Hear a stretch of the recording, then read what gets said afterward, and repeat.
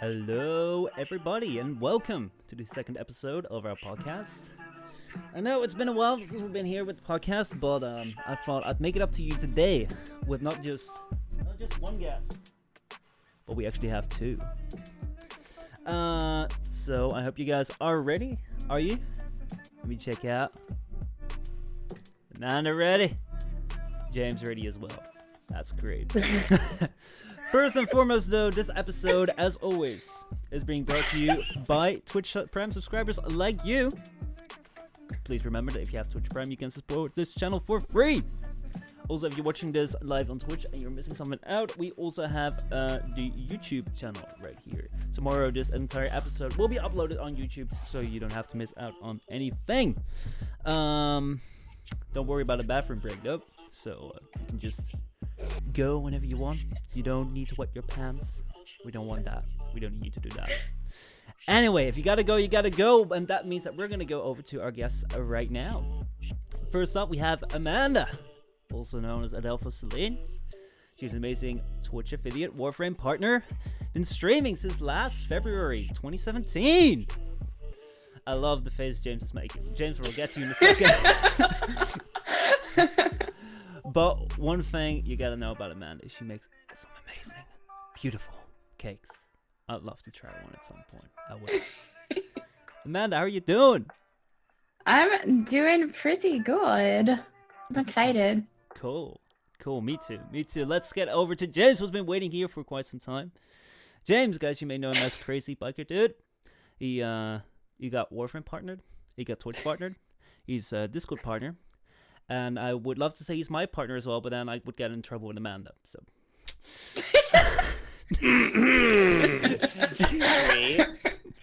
he's he's been streaming also since last year March, dude. Right?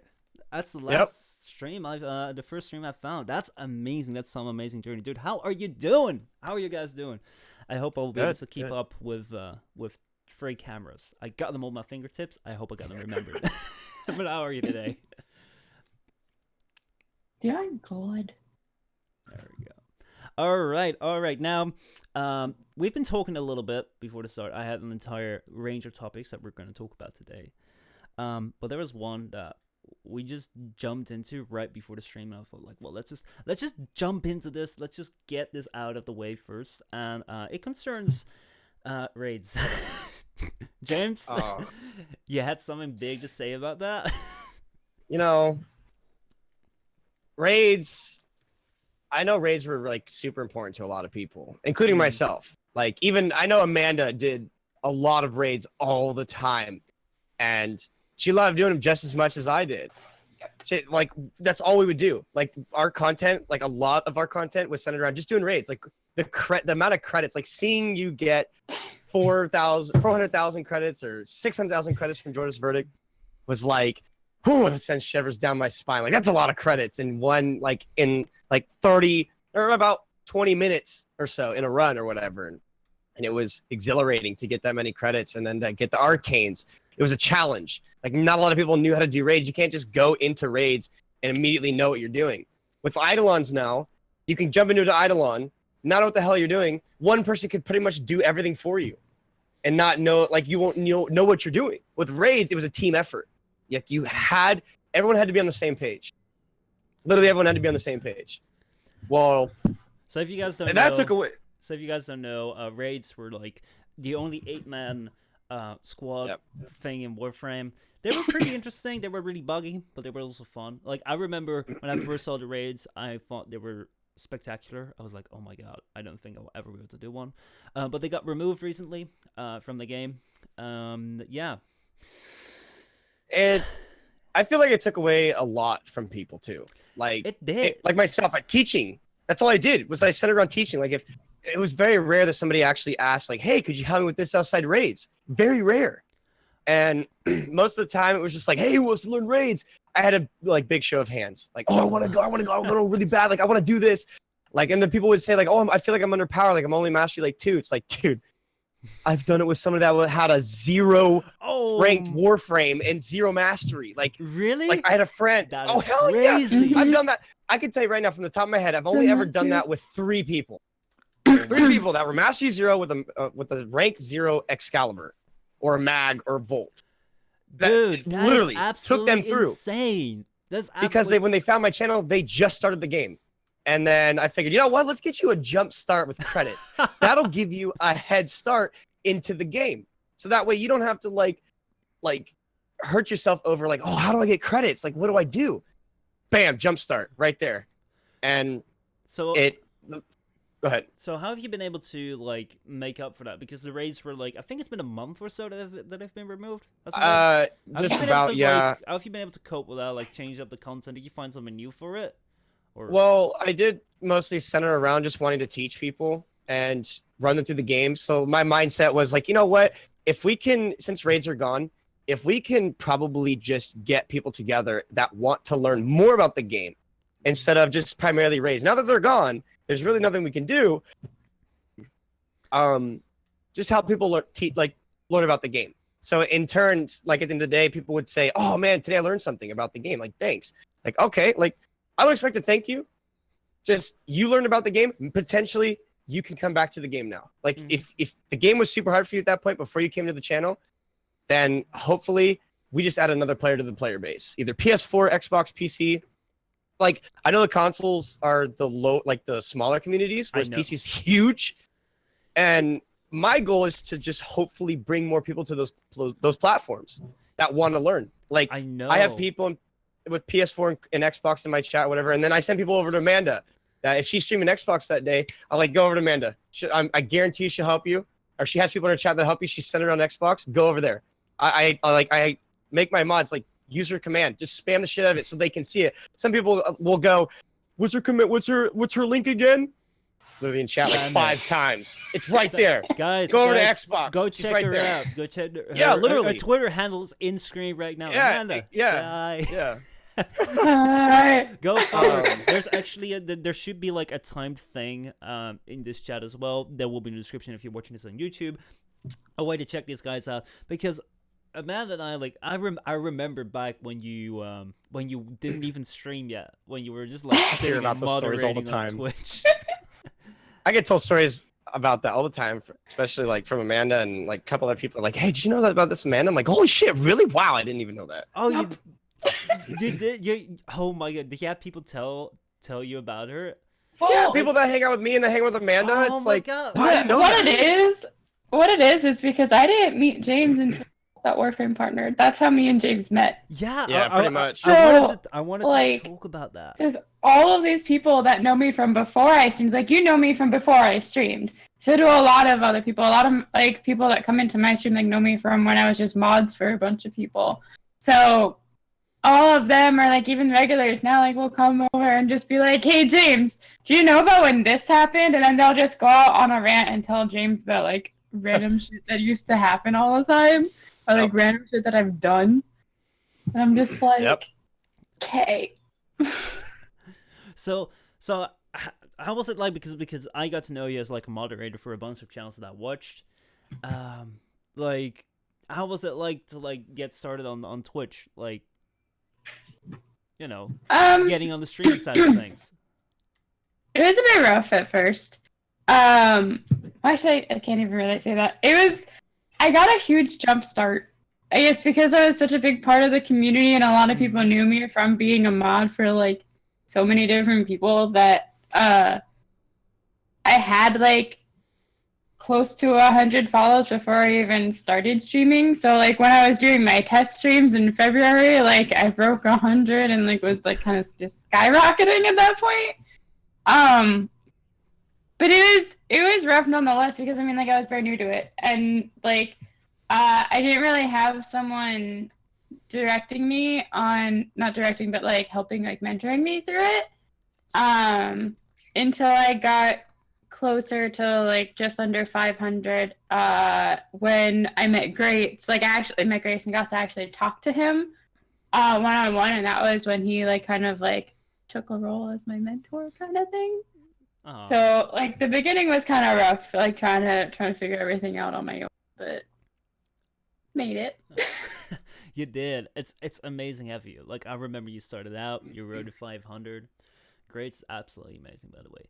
So Yeah. you guys only met like honestly, if there are like two people that are together within this like within Twitch, especially within the Warframe community, right now it has to be you guys. It had like and like you said, it started after you got Warframe partner. You met, which is like less than a year ago.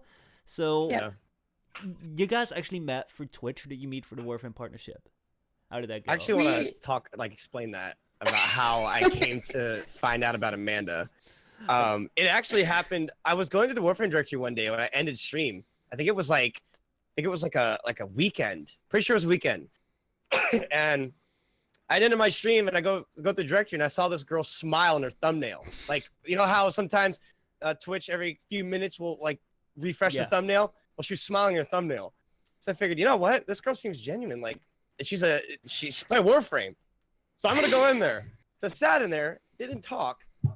She smiled again. I was like, holy cow, this girl's smile is incredible. Holy cow. Like, it captivated me. Her gameplay was amazing too. Like, she was in the middle of doing a raid when I came in. She was doing a raid. She's been doing raids a lot longer than me. And so I stayed around. I didn't know what the fuck she was doing. Like, what the hell is this? I was like, only thing I could do was look at her rather than her game. But I can glance at the game every now and again, and I noticed her, and she captivated me. And so time went on, and I started like talking a little bit to her chat, and then to her. But at the time, she didn't even want a boyfriend. Like, she wasn't looking. And it was different because I've been in long distance relationships before, but it wasn't like what the relationship I have with Amanda. Like, I've actually gone out and spent 2 weeks with Amanda for her birthday. Never in my a million years would I've ever thought that I would have left state to go see a girl that I'm in a relationship with, and in a steady, healthy relationship with at that, and actually like spend money to go see her. And then it got to the point where I got her Snapchat, then I got her phone number, and it was like, oh, I'm just digging a hole deeper and deeper. Like, I'm trying to get to her as quick as I can, like, before somebody takes her. And I was like, oh, this girl's amazing. Wow, she's playing video games. She's got a great smile. She's beautiful. And all of a sudden, like, we started talking more and more and more and more and more off stream. And then it got to the point where, like, I actually asked her out. And then it was after TwitchCon, actually, because after we met. We had a little bit of misunderstanding for a month, and then we cleared up. We've worked everything out, and it'll been what, 6 months on the 26th that we've been officially together. When we met face to face at TwitchCon, I think that's where it kind of got a little unsettling because it was different, even especially for me to meet face to face like that after talking online. Yeah. And then meeting face to face and spending that time together and talking and whatnot. That is such a beautiful story. Like, absolutely. The way you meet through Twitch, through the game, through like. So Amanda, how was it? What was it like for you? Like, you were streaming one day. We ended up kissing at TwitchCon. Someone maybe. Like, oh. Shut up. I mean, overall for me, like in the beginning, I had no idea who James was until I was in Nyx's stream one day, and Nyx. It was like right after I got Warframe Partner, like the week after. Nyx had shouted me out, and then James had came in and was just like, oh, like, hey, what's up? And Nyx shouted him out and was just like, yeah, like, you should go check out CrazyBikerDude too. Like, he's a Warframe. He just got Warframe Partner also, and he has the same name as me, so it's pretty awesome. And we're both named James. And that was when I followed him. I didn't go into his stream for a little bit longer after that. And the first time that I went into James's stream, he had a small amount of people there. He was playing Warframe. And the only reason that I stayed in his stream at that point was because my friend AJ was in there. Like, my friend AJ is a constant viewer of his, and I didn't know that. And he was like a regular for me also. So I went in there, I saw AJ, and I just literally just sat there talking to AJ for the rest of James's stream, and like that's how I like met James, my first interaction with him, kind of thing. And I mean, as he said, after that, like we just kind of hung out more. We would talk on through streams and Twitch and Discord, and then he got my Snapchat, and it was on stream. I was streaming anyway. He wasn't streaming. I remember that. That he got my phone number. I was flipping because out. everyone in chat was pushing him to ask me for my number. Yeah, actually, that's true. And The we chat were, like really loved the two of us together. yeah, I bet they did. they were all convinced we were together before we were together, kind of thing. But so I was in the middle of a mission, and on Snapchat I get a message asking for my number, so I type in my number, and like he said that he got the number, and like chat just like blew up of people so excited for it, kind of thing. And then I mean after that, like we just talked all the time, like on my way to work, home from work, we were talking, like even while one of us was streaming at the time, like we'd still just sit there talking, kind of thing. We spent all of our downtime together, and I don't know. I mean, like you said, we had a little mishap, but that was a lot because we hadn't met.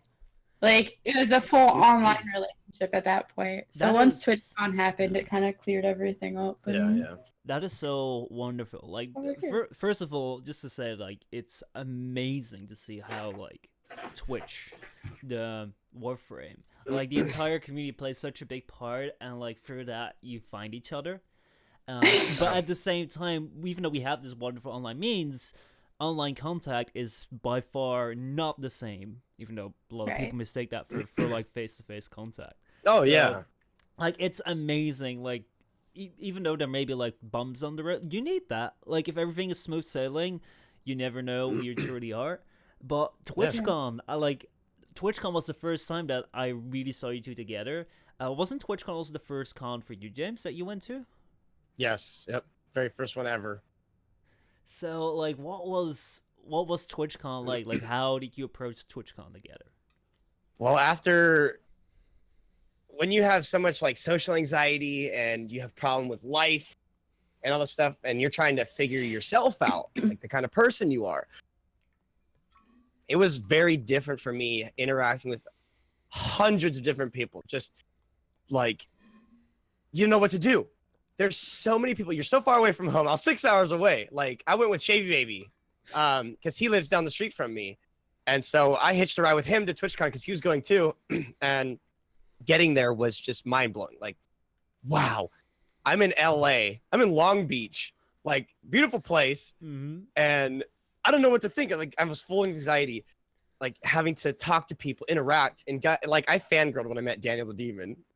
Like, I've actually been watching Daniel the Demon and Dappa Dan Man for 3 years. Oh, dude, seriously, let me just quickly Before I started interject. streaming. Like, Daniel, he's probably not watching, but if he is, dude, Daniel is the one that got me into Twitch. Just a little segue is like, I never understood Twitch because I was like, you're just watching people play games. What's interesting about that, right? I can just as well play my own games. But then I watched Daniel, and I was like, I get it now. There's like, the most important thing that came out for me for that was like the interaction. He was actually like, I was watching YouTubers, Warframe YouTubers, but I could post up a comment, I'd never get a reply back. I was in Daniel's streams like, oh my god, dude, so great you're here, how are you doing? And then the next time he remembered, I was like, fuck, I love this thing. Yep. I think that the first time I had ever seen Daniel the Demon, Greats, and Dappa Dan Man, the three of them, was, I believe it was a 100 hours. How many 100-hour charity events have there been so far? The 100 hours of Warframe. We had one in February, which was 72, We did and then a one in October. Yeah, I was gonna say we did 72, and then we did the 100-hour And those were one of them was last year. Both. They were both last year? Yeah, both were last. Okay, so then there was another charity event where I think Daniel was at DE headquarters. That must have been TennoCon. Was that around? Was it 10? No, I was here during TennoCon 2017. It was like 2 or 3 years ago. That was when I first had started following. Yeah, probably that was Second Dream or War Within release. Like those. I think it was second. It might have been Second probably. Dream. It was probably Second Dream. Is when I first found Daniel at DEHQ, and then I had found Dappa. He was doing Index, or he wasn't Index. He was doing something with when the Index came out. Was that during? Holy cow! So long ago. You have such a bad memory. Index is I don't even remember, but I've been watching the two of them, mostly Dappa and Dan, for about 2 or 3 years, before I had ever thought about streaming in March last year. And after seeing Daniel was just off the chain. Like, he was whack, full of energy, just absolutely fucking insane. Like, this guy's a weirdo, but he's awesome. He's fucking crazy, full of energy. And you know what? Like, I would tell Dan, like, dude, I'm gonna sub to you one day. Dan. Like, I wanted to sub to Daniel so bad. Like, cause at that time I didn't have any money. I didn't get my first debit card until actually, I think it was in June or July of last year. Wow. It took me 23 years to actually figure out my life. I got a debit card, my first checking account. I was like, I subbed to Daniel. Oh, what? Subbed to Daniel. I was like, you know what, Daniel? I told you I was gonna sub one day. Daniel, Told you I was gonna do it. Daniel also took my sub virginity. Like, Yep. Yep. Yours too. too? Yours Me too. Yeah. Oh wow. Me too. So, Daniel, was- you're our stream also filling. animal, our stream spirit of this podcast. Shout out to Daniel if you're here.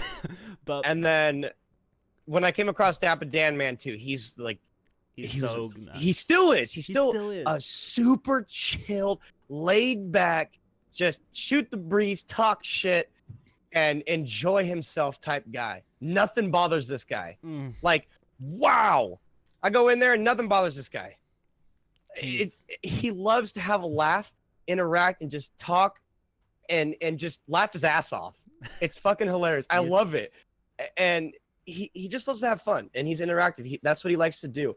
And then, you know, Daniel being full of energy, I'm kind of like Daniel sometimes, because when I'm full of energy, my ADHD is so bad that I get super ramped and I'll miss something in chat. I'll accidentally miss something, even though I'm tagged, because I'll see the red bar, and I'll get so energized for like 10 minutes, and then it dies down, and it comes back again, and then I get so out of control and forget things. Twitch is amazing for that. Like that's incredible. That's what drew me to Twitch. Like I have what you're saying. Like I do also recognize myself in that. Like I may not have been that over the last year because of various reasons. It's like it's not been easy last year to be like all up excited. Like I tried to stream at the start of 2017, but then throughout the year I was like, if you want to stream, like I love how streaming can convey like how excited you are. Like if you're if you're feeling it, it's the best way to get it across. However, if you're not feeling it, it's like the worst. Like I'm not gonna put up a fake show. I'm not gonna put up a fake smile for you guys. So I'm like that's why I only started like seriously streaming in like October or something. But yeah, but Amanda, like you were further away from home with TwitchCon than you were with TennoCon. Like you were all the way across. What was that like? Like, did you go because that was my first time on the West Coast? It was TwitchCon. Yeah. West Coast. Oh, fuck that. East Coast, Beast Coast. Thank you very much. No, I mean, I was born and raised New York, and I really only ever traveled the East Coast. Like, we used to go every summer down to South Carolina, so we'd drive down through all the states there. Other than that, we would drive out to see family in Ohio. So I was there like once a year. And then for my 21st birthday, me and my sister took a trip to Vegas together. Other than that, like, I was always just in New York kind of thing. And so TennoCon was the first time, well, I can't even say that. I went to France for 2 weeks also with college. But, like, then TennoCon was the first time I was doing something on my own, though. Like, it was the first trip that I was taking by myself. Like, no friends or family, like, traveling with me kind of thing. I'm literally just on my own going. So, like, that was an experience, going up to Canada and everything for that. And then TwitchCon was my first time to California. And that, again, I was just kind of like, well, going by myself. So we'll see how this goes. Hopefully I don't, get lost on my way to California somehow. But it definitely was a lot of fun. Wow. It's a lot of fun. It's like it definitely pulls you out. Like I didn't go to TwitchCon. I was planning to, but then I was like last minute I had to call off. But TennoCon was the first time for me that I went overseas, and like I don't know if you guys had that. Amanda, maybe you had something similar. I don't know, like could have maybe on like a long trip, but I had like when I went to every trip I've gone to so far, I've always had one moment that I was seriously questioning what I was doing. And I remember TennoCon, I flew all the way to Canada, first time overseas, and I landed at Toronto Airport, and I was like fully convinced that every airport would have like a train station, right? That would get me to like in inland. So I was betting on that. Like I just go down, I walk down to the train station, then I take the train to London. There was no train station on Toronto Airport, and then I had to go to the center of Toronto and get a train, which was the last train of the night. And I had to wait for that. But it was like it was a station on construction, so I didn't really know whether I was at the right place, at the right terminal, and I had to wait. And I was like, I still had like an hour and a half to wait. I could get something to eat. I was really hungry because like 10 p.m. midnight for my feeling. It was like 6 p.m. 4 p.m. local time, but it was like my time's like 6 hours ahead. Yeah. And I was tired. I was sitting there, and I was like 200 kilometers away from London, from my destination, from my bed. And I was like, what the fuck am I doing? I'm sitting here overseas by myself. I'm 200 kilometers away from my bed. And this morning, I just woke up in my own home. What am I doing? Why did I do this? I always had that. Every single trip, I've had one moment that I was like, what the frick am I doing? I had that moment for TennoCon. I definitely did. I was sitting, so TennoCon, I had a super early flight, and at that time I was living in Brooklyn still, and I had a flight to where I had to get an Uber from my apartment in Bensonhurst up to LaGuardia Airport at 3:00 in the morning. Jesus. Oh wow. So I was like having a mini like panic attack beforehand. I'm like, I'm taking an Uber at 3:00 in the morning on like a Thursday night. Like, what am I doing? So I was like really nervous about it. So I actually, one of my mods now, Tasting Kitty, I actually sat on a Discord call with him for the entirety of the time because I was scared something was gonna happen while I was either like in the Uber or like sitting at the airport waiting for like the people to get there to start like checking us in and everything like that. So I was just like, I'm scared. Please just stay on the phone with me. And at that point, I'm just like, why am I doing this? Like, I'm putting myself through all of this stress and everything. And I was like freaking out. And then I got on the flight. I landed in Toronto and I had to wait like 2 hours or so, 2.5 hours until my flight from like the little charter flight from Toronto to London. And I was still like having like minor panic attacks in my head, but I was like, I'm just gonna sit and I'm gonna watch something that's gonna calm me down. So I sat by the gates for the little charter flights. I opened up my Mac and I started rewatching Ruby from the beginning. Oh, that's the best. I'm sitting there facing away from the gates, like the gate is behind me, and I have this like giant pillar next to me. Mm-hmm. So I'm sitting there, my bag is on the table next to me, and I have my laptop on my lap, and I'm watching Ruby, and I turned around to like glance at the screen to make sure that my flight was still at the gate that was right there. And like out of the corner of my eye, I saw this guy sitting like on the other side of the pillar, like facing the gates, just staring at me. So I turned back, and I'm just like, what the hell am I doing? What am I doing? Oh, what's going on? And I turn back again, and he's still looking at me. And he's just like, Amanda? And I was just like, what? And he was just like, it's Neo. And I was like, oh my god. Oh, like it was Neo sitting there. Oh. And like, he ended up like jumping over the table, coming over and sitting next to me and everything and talking to me. And we were like, I was calmed down then because like I was with someone that I knew. That is like, so nice. I knew Neo. I was friends with Neo and everything. And like, so I was sitting there hanging out with him. And that was the point where I kind of like, finally just calmed myself down. I was like, this is okay. I'm okay to be here. Like, I'm not doing this on my own. I might have been on my own, but like, it was to be with people kind of thing. So I was like, in the end, it's all worth it. It's like, when you get to the place, it's all worth it. Anyway, that was like a lot about cons. I actually want to get like a little bit back on track to like the topics that I had, because I don't care. We can do this as long as we want, but it's nice if we have a little bit of a structure. So let's get back to Twitch, because honestly, you guys both started about like a year ago. I was in the same month. I was gonna ask you, do you guys know the exact date of your first stream? March 16th, 2017. Amanda? Oh my god. So for me, I had a test stream in February and then a test stream in March. And I think it was March 2nd was my first like actual full stream. All right. So Well, in the same month. It's let's- crazy. let's go check it out. We have, if you go to, ooh, shit.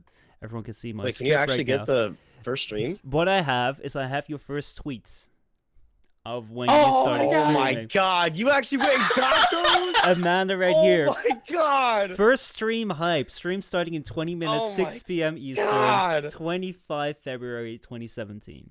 I have to Yep, say, that was when I did. I think that was when I did golf with your friends that day for what should we call it, for a test stream. oh Because wow. that was when I was trying to stream without an actual PC. Oh wow. Well, did you do it for Yeah. the Xbox then? Like, how No, did you do it? I didn't have a capture card or anything, so I literally streamed from my Mac. I did golf with your What? friends from my Mac. Oh for my that. god, that is Lucky insane. you. And then Tweets and everything. and then we have James right here, starting to get into streaming at Play Warframe. Look forward to greeting viewers. 16th of March 2017. My god. That's where it started. It's the Holy legacy. Oh, And I have to say, man. James, I kind of feel sorry for this tweet because it's got like no I didn't likes even and no like retweets. tweets. So I'm just gonna What give it a Amanda like, did. and I'm gonna give it a retweet right here, and I'm just Oh gonna my say this tweet Oh, deserves more likes. I'm just gonna tweet that out. man. There we go, guys. Go give that tweet Oh some my love. word. The very first stream ever. That's where it started. By the way, I love the profile picture of you two Holy together. And then moly. Amanda also like your tweet and retweet that. There we go. Get that. Holy cow. I can't. The Genesis. Wow. Yeah, we go far back. Holy moly. So over like you've been streaming for a year. James, you're a partner now. Amanda, you're doing amazing as well. Like I remember like Road to 500. That's long. That's like long in the past. Warframe partner now. What's like one of the things that you guys feel you've like improved on the most? What was like one of the most what was one of the biggest obstacles along the way for over the last year? Well, I can tell right off the bat for me, having really bad ADHD and not having the social skills with people that I do have now, the way that I treat people now. I wasn't like super interactive. I wasn't super like I couldn't take a joke. It was really hard for me to take a joke. So I couldn't tell if someone was being serious. So I would, talk shit harder back because I just didn't know how to handle it. So I was an asshole. I'm surprised people even started watching me. But then finally learned, wow, you know what? There's no reason for me to be disrespectful and rude to people. So regardless of how they treat me, I'm going to treat them with respect.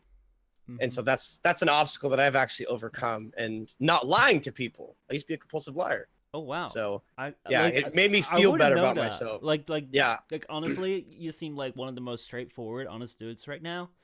I wouldn't take you And for that. But Twitch, dude. Twitch did it. It does such magic. Like honestly, I always assumed that the people on YouTube, on Twitch, were like the most social, the most happy, the most outgoing people ever. But without calling shit, actually, you know what? I'm just gonna call shit to all YouTubers and Twitch streamers. We're not the most social, outgoing people. Because if we would be, we wouldn't be sitting here. Because we'd be going out with friends. We wouldn't be in front of the camera because we wouldn't be like. It's such a because like you're doing this thing that you love, but you've got to like that also includes like find the right way to interact with people and meet new people. And it's like I remember it being really hard at first, especially Twitch. Like Twitch immediately forces you right into interacting. Yep. Whereas like YouTube, you can just be like I'm just gonna like upload my video and I'm never gonna come back to it. But Amanda, like you had some more experience from like sitting on Twitch. You've been around on Twitch for like moderating channels. You had to interact with people there. What was that like from like first you were like typing, talking to people like that, and now you had to like move yourself in front of the camera. What was that like? What's the biggest difficulty that you found for that? It was definitely odd because I mean, like you said, I spent so much time being a mod. Like I was first brought onto Twitch almost 2 summers ago now. It was when Slapstick started restreaming because I became friends with Slap like off of Twitch, like through one of his friends that one of my friends met through an LFG for Destiny is how we met, kind of thing. So like I was hanging out with him a lot, and he was just like, you know, I'm gonna pick streaming back up, and I had no idea what it was. So like he started streaming, I went and I watched, and like I would play with him and I watched, and then like that's when I became a mod for the first time. And that's when he started to grow, and like when he got Warframe Partner and everything, that's when I started like actually focusing in on being a good mod, everything like that. And then I started getting mod like a few other channels. So like a lot of it went to just, you know, focusing on chat. I don't really need to pay full attention to the game. Like if I stand still for like 2 minutes to take care of stuff in chat, like it's not gonna matter because no one's looking at my gameplay, you know? Mm-hmm. But then when I started streaming, it was like I can't do that anymore. Like I can't just like sit still to take care of something because then like everyone's just looking at a character sitting still. Like you can't do that. So I had to like actually put focus on being able to talk to chat while just still focus on my game. And it's still hard for me sometimes, like when I'm doing something in Monster Hunter World. Like Monster Hunter World especially, like I'm still learning a lot in that game and I get frustrated with that game a lot. So I'll be super focused in trying not to die and completely miss things in chat. And it's like it's hard, but it's definitely different. It is. It's the worst. Like I quickly grew over like the entire thing. Like I have to be the best at the game. I was like, you know what? I'm just gonna be shit at the game. That was my start. Like I'm shit. Don't call me. I'm just here to entertain. However, like I'll just say that I'm still like kind of scared for like being silent. And I know that you shouldn't speak. Like if you look at like more experienced streamers, like they always have like silences in their stream. But I'm like. Every time the chat goes silent or like I find nothing to talk about, it's like internally you're like, oh shit, I need to find something to talk about because I can't have it silent. That is like, oh yeah, that's the worst. That tends to be why I keep people in party. Like I know a lot of people don't generally like have people in Discord with them or have like in a party with them while they're streaming because they want to focus on chat and like talking to chat and everything. But like that's the whole reason I keep people in the party is because like if chat gets slow, like even if I have one person, like me and Jordan playing Fortnite, like we're just doing duos. Like people are talking in chat, I can just keep talking in chat and everything. But if chat goes silent, I'm not just sitting there. I can be like, so Jordan, let's talk about this, and like his audio could be included, so like people are actually hearing just our conversation kind of thing, so that it's still going. Yeah, like when I started streaming, I wanted to like really focus on like having like duo streams, having people in my stream, in the party. Yeah. Like my ideal would have been like this is also like my ideal for like the Discord that shall not be named, but everyone knows that that's the partner Discord. My ideal for that when I started that was like that you'd be streaming, you just go into like a voice channel and any partner just chilling out would just go to the Discord, see someone stream, just jump in them like, hey man, how you doing? And you just like have someone like jump in. That would be amazing. However, I quickly discovered that the moment you have people in your party, you're like chat it's really hard to have the right balance between keeping in touch with like the person in your party, talking to chat, and focusing on the game. It's like very hard things. So I haven't done it. I'm really bad at that. I tend to like the people that are usually in my party. Most of them are mods, and then like there's a few of my regulars that'll sit in parties with me, and I'll sit there and continue talking to chat while they're all like, if they're not included, they'll just like keep talking to each other kind of thing, and I'll just like be talking to chat. So I just listen for like specific words to know when I have to pay back attention to their conversation. Like, so there's like things like I'll hear my name or they'll say something about stream or they'll say something about like whatever their conversation was about. And I'll hear like a specific word and I'm just like, so what are you guys talking about? Wait, back She's up. on her toes when I'm in the party. Yeah, extremely when he's there. He causes trouble in my parties. Oh. So, but it gets to the point where I tune out I'm really good at tuning things out, and it's really not a good trait, I guess. But I tune things out very easily. So even when I have a whole bunch of people talking, I'll very easily go just like spaced out, not hear any of it, and then I'll have to repeat all of it kind of thing. So I guess I kind of use that to my advantage to balancing party and chat kind of thing. And one way that's kind of nice because like I can get like seriously agitated by the sound of my my music. Something like I want to kill that because it's so distracting. But anyway, I'm the complete opposite. Holy cow! Oh really? I have to have it on. I have to have so do I. on. Oh man, I can't concentrate. I've always had this. This is both on YouTube and Twitch, and I've always had this eternal struggle between music and no music. I started out with no music. Like no background music in my videos. Then all of a sudden, like I discovered you could put music underneath it, and I felt like it was almost like making Mogamu. Your videos ain't got nothing on mine. I deserved all your subs. I was my third video. I got music. I got my fourth, dude. I beat everyone. My video quality was like 360p or something. So yeah, take that. But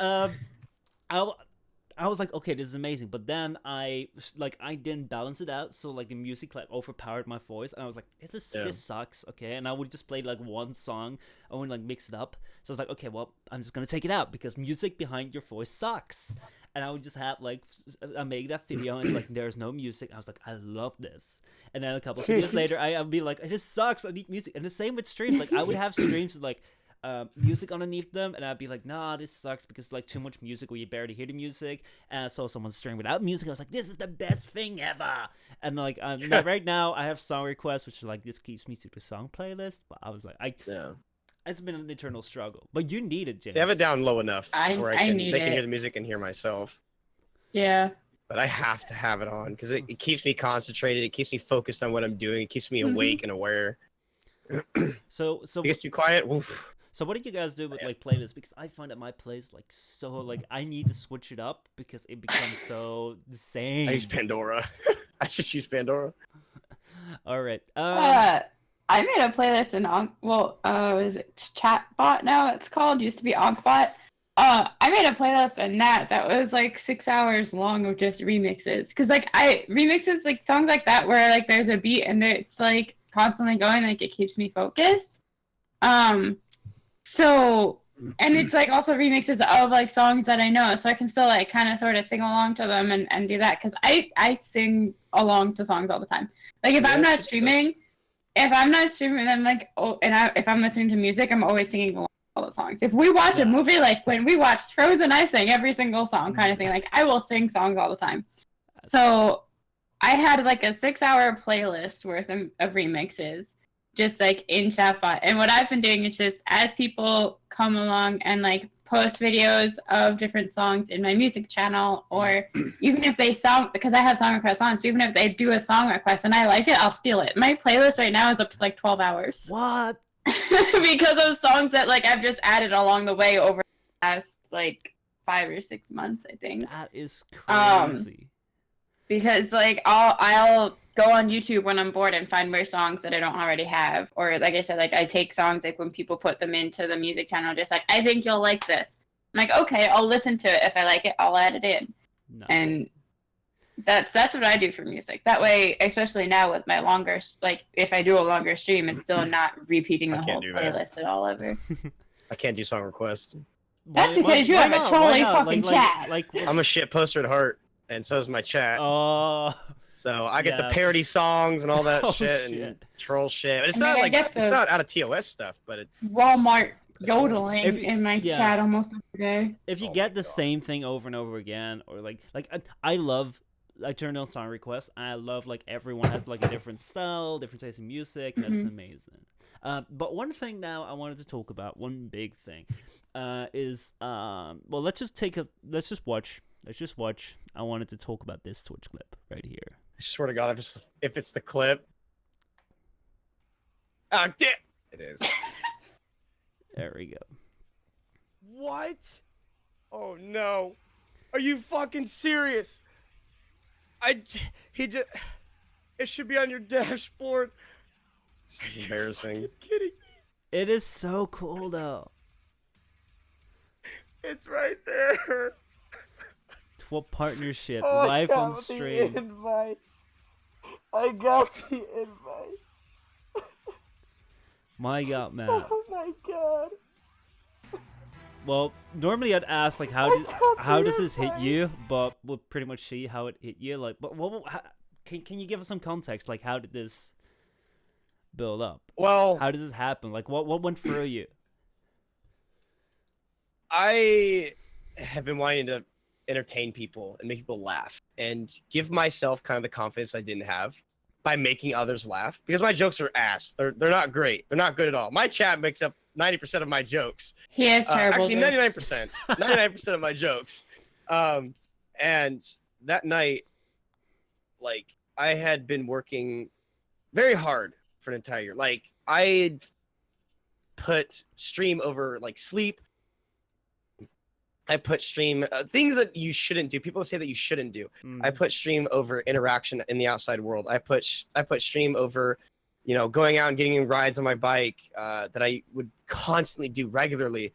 I put stream over, you know, people. I put stream over a lot of things. And then, like I was saying, like as I wanted, growing up, when I first found YouTube, it was just like, you know what, this is awesome. Like, being able to play games. I was addicted to video games when I first got my Game Gear when I was a kid. It's from 1991. And Wow. I had my grandma got me a Game Gear. That was my first game console. And I wanted to play video games. My uncle had first introduced me to my first FPS, which was Quake 2. Like, I am a huge fan of Quake. Like, I'm not even, okay, oh man, I'm not gonna go to that, but I'm a huge fan of Quake. Yeah. Excuse me. I've wanted to produce content, make people laugh since I was a kid. And getting to that point, my best friend Mark had sent me new parts for my birthday last year to stream, because I'd never had a job. I was scared to get a job. And at that point, right when I got to stream, hit that go live button, it was like, you know what? This is gonna be the most eye-opening day of my life. Only had 3 people, but it was because it was my best friend Mark, my really good friend S, and my not best friend anymore, Ryan, just up and left. Yeah. Never said anything. But Recently, wow. changed That's my life. Yeah. Hit that go live button, and then it just opened my eyes to so many different things, interacting with people as time went on. And when I got to Warframe, it changed my life. Like, it made me a better person. Being a compulsive liar, being someone who doesn't have the social skills, the full of anxiety, depression, things like that. And then when my community got me to go to TwitchCon, they got me to TwitchCon, and I was able to pay for a room, like my share of a room. I was able to get a ticket, and it was like, dude, this is weird. This is so weird. Like, I've never had money. Money still scares me to this day. When I got to that point, when I got Twitch partnered that night, it made me realize, you know, like, my dream is complete. Like, I'm fulfilled. Wow. The only thing that is continuing, like, the only thing that am going to continue to do is continue to be a positive influence and make people smile and show people that there's a place that you can go to have that positive feeling. And I get people that come to me all the time that they're going through rough times, and I tell them, you know, I know what you're going through. It obviously depends on what it is. Like, yeah. And like, I know where you're coming from. I know what it feels like. That's the kind of attitude that I've developed. I've found who I am, a better person, and my dream has come true. Like, it worked super hard to get that check mark and to just continuously keep pushing. And I still have people come to me. I had some, like, I broke down on stream after, like, actually before the partnership too. Like, I got made cry about five different times in a week, like the 3rd week of March. And it really made me break down when somebody actually came to me on stream and told me that they said, "Thank you for saving my life." Wow. No context at all. I knew the guy. Like, he came to my chat. Did you ever get context for that? Did you ever have like? I knew he was like I talked to him before. He was going through a really hard time, Mhm. and to the point to where he wouldn't even have a home. What? And he wanted to commit suicide. And like about 4 or 5 months later, he comes in my chat. Doesn't say anything. The only thing that he said, he doesn't say anything else to me, but the only thing that he said was, he tagged me and said, "Thank you for saving my life." Wow. And I broke down. That is absolutely like that is And insane. Recently, he had told me like, finally, things are going the way it should have been thanks to your help. I know it was tough love. I know you did your best to try and give me the tough love. Like I did. I gave him tough love. Like not to the point to where like not being toxic to him. I'm being like someone that's going through those types of things should be. Mhm. Like give them comfort, positivity, help them through it. Well, I did. He came to me and said, "Thank you for saving my life," and that's what is continuously keeping me streaming. Is people that keep coming in, wanting to learn about Warframe, and just want to have fun. They want to have a reason to smile throughout the day, and that's why I continue my dream. My dream's not like Twitch partnership did fulfill my dream, but there's still that goal that will never be completed, is to continuously keep being a positive influence on Twitch. That's like one of the things, and I wanted to ask you about that, but you pretty much answered it already. Yeah, Like, yeah. It's like one of the things that I think is absolutely amazing is like there are so many people that get partnered, right? And they're like partnership. It's a thing, but it's not like the end goal. And like there are people getting partnered, and it's amazing. But what makes you so special for me is like you have a very special reason why you stream. Absolutely. It's like the reason that you carry forward, and I don't think it's in the clip. I don't think. I think it was in the VOD, but I don't think. I it was was in the just clip. looking up the game gear so people could see what we're talking about. Oh, Was man. it, right? But, Holy cow! Yep, that was my first console right there. Wow. Game Gear.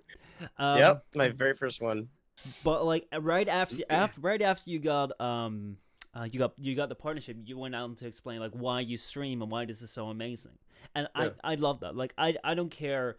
I personally don't care about your size. I don't care about your following. I don't care about your subscribers. I don't care whether you're partnered or not. Absolutely. Everything I care about is why you do it. Why do you stream? Why you're out there? Are you here for the fame? Are Absolutely. you here for the money? I don't give a shit about you.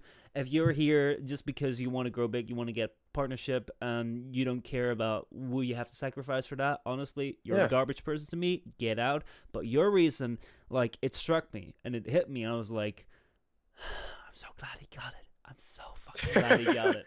Like, There's a lot of things that I've acknowledged too, that after being with Amanda too during this process, I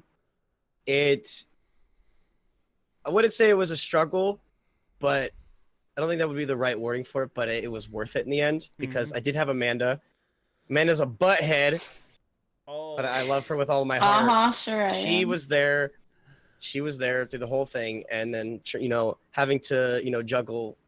I acknowledged, like, there's things in real life that I need to take care of. I need to pay more attention to my family. I need to pay more attention to my friends, especially my girlfriend more than anything. And through the whole month of March, I did the biggest push I think I've never seen anyone do. Like, I put probably 11 to 12 hours. I stream 4 days a week. So I probably put 11 to 12-hour streams those 4 days, and occasionally weekends. And then I would Amanda and I have Wednesdays off to spend all day together. That way in the middle of the week, after all the shit we go through, streaming, dealing with people, we just watch a movie or we play games together, only the two of us on Wednesdays, and that's it. And I stuck to that. I tried my very, very absolute best to maintain a steady relationship with Amanda at the same time of all of this is going on. And I didn't think it would go this well. It's amazing. It's absolutely, it's a roller coaster. It was a roller coaster, but things are better now, and I'm not gonna do the serious hard push that I did before to get partnered, and so that whole entire month. So what's like your future ideas, your future goals? Like what's gonna be the next thing? Is there anything you're working towards, or is it like still processing partnership? Well, obviously money is a plus. Like, it's cool. Like, wow, it's there. I'm still trying to cope with it and deal with it, having the amount of money that comes in to give to my community. I want to give to give back more. It allows me to continue advancing my stream, to do all those things and get out and do more for the channel. And the path that the channel is going to continuously take, and my objective and goal is to want to continue to do more for different communities. So either this month or next month, or no later than next month, I'm putting together a charity stream for able gamers. Oh, my dude. uncle has cerebral palsy, and he's a testicular cancer survivor 4 years. And I talk about this on stream. He actually comes to my channel. His name's CrazyBikerDude. My uncle Chad. Nice. Yeah. He has cerebral palsy, but the thing is that he doesn't have the capability of using both hands. So one hand has enough muscle to use, like it's perfectly fine.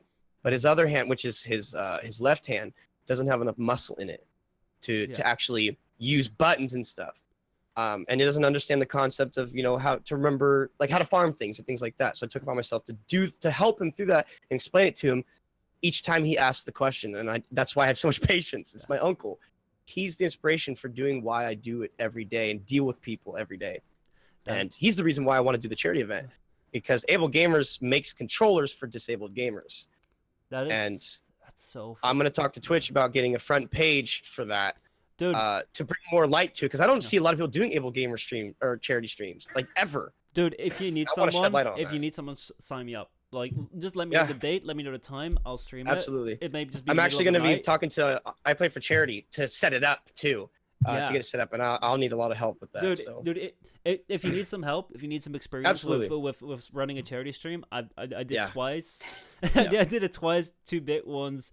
If there's anything like logistics or whatever, I'm in for it. Like, absolutely. I love charity streams when they have such an amazing like reason behind it. That will come later. We'll get to that behind the scenes. Once like something is out. But there's one thing like we haven't heard from Amanda. I just want to ask you guys. There's a question for both of you. Like, we talked about like how Amanda was for you.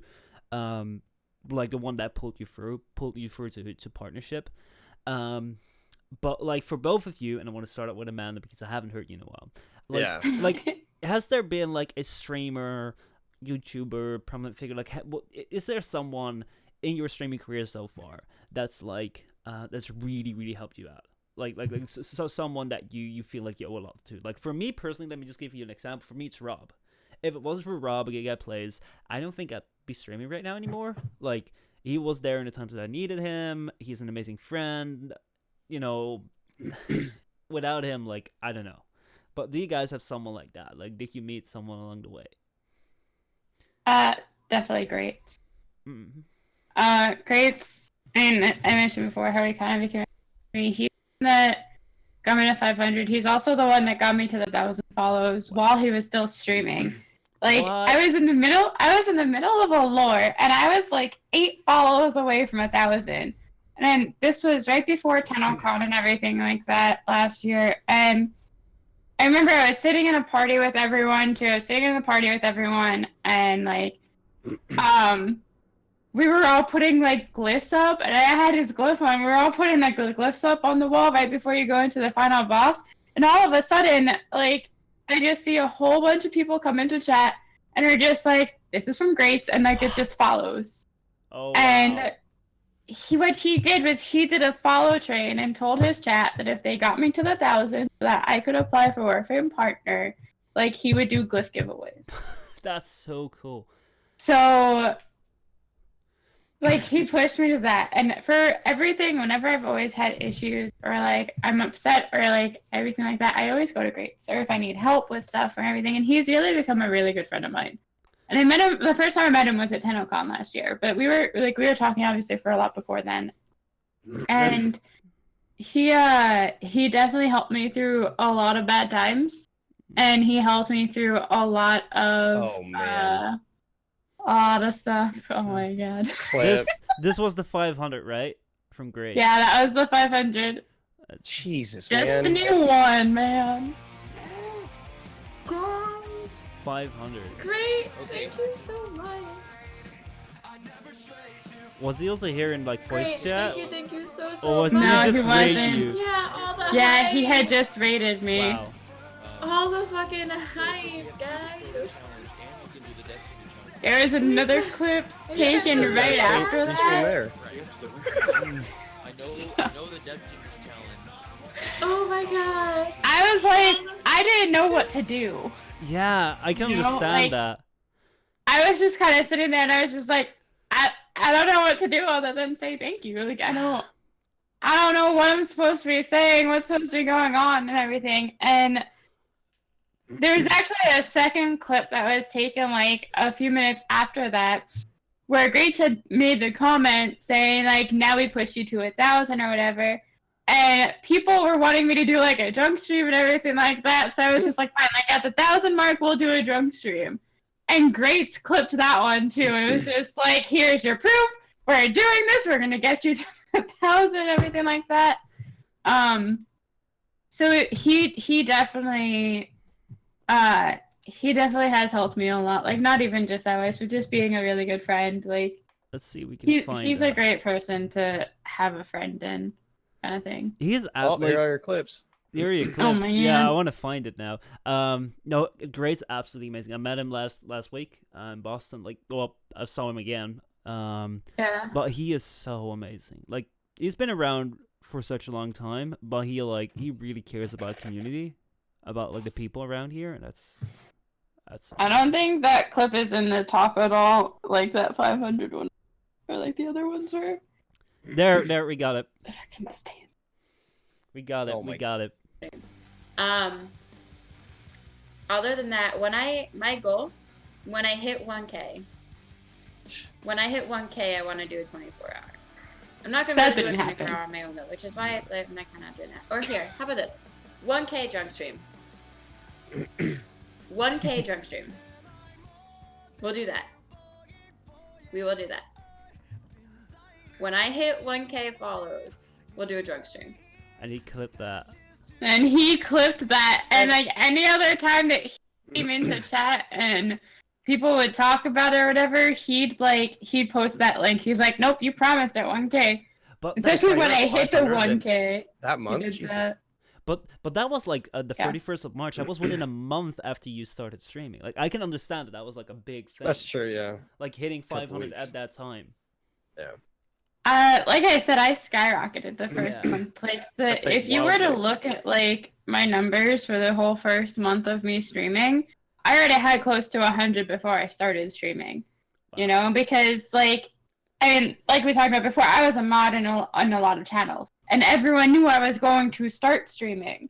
So any channel that I went into was already shouting me out as a caster before I started, kind of thing. So going about that, like I had hit the 100, 200, 300, 400, 500 mark within like a month. Wow. And like even going to the 1,000, like I hit 1,000 in, I think it was May or June that I hit 1,000. So that was within 3 or 4 Wow. months that I hit 1,000 follows.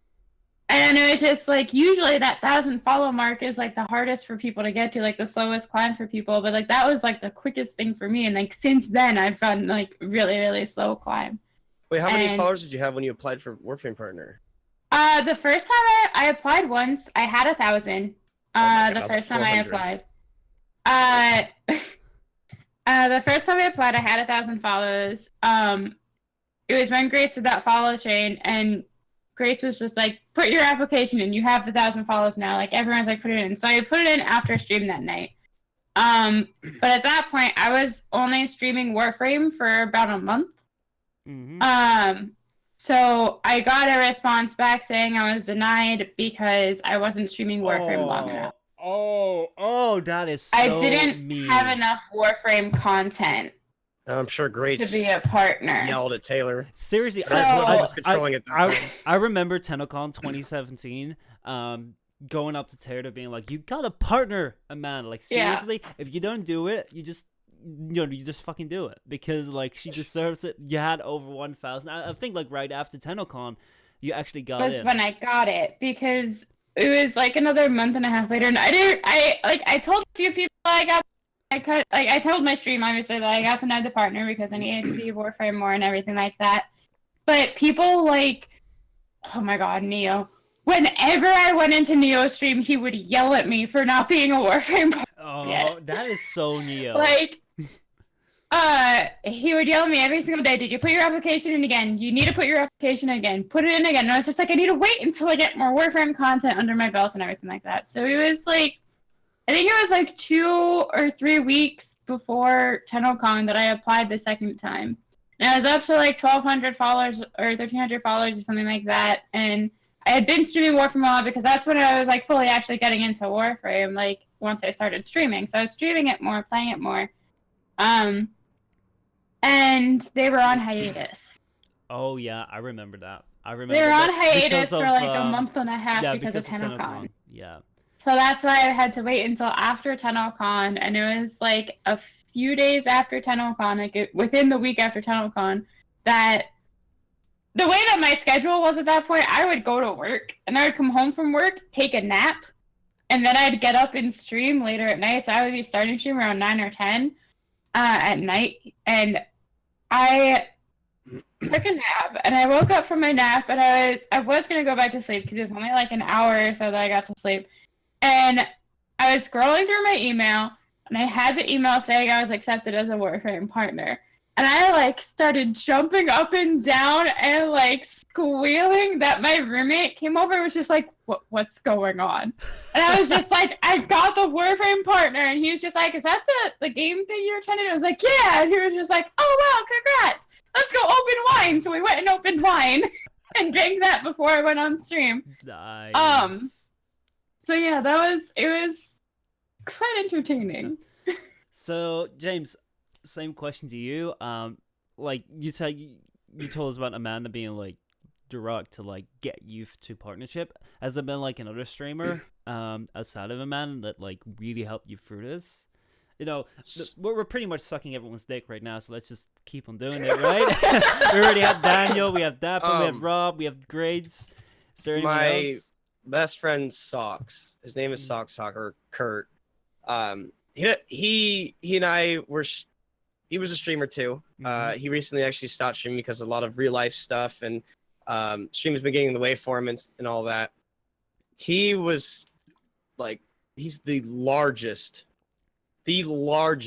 influence to me because I think he's been streaming for about 3 or 4 years, and he and I were that type. We had that type of friendship where we would constantly talk shit about each other in like Discord DMs about who would get partnered first or who would.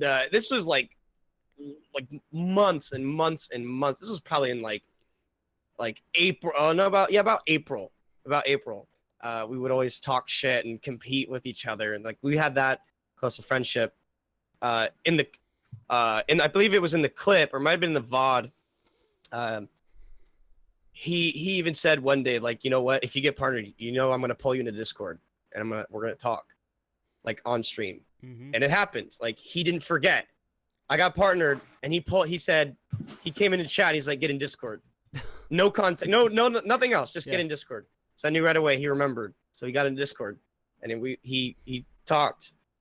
He's the biggest positive influence I could have probably ever had with wanting to keep streaming, because despite like all the shit he's been given from people and all the nonsense that he's gone through with streaming, like he continued to give me the positive energy to keep pushing. This was a long time before I met him. He still continued to do it. Like even to this day, he still continues to DM me.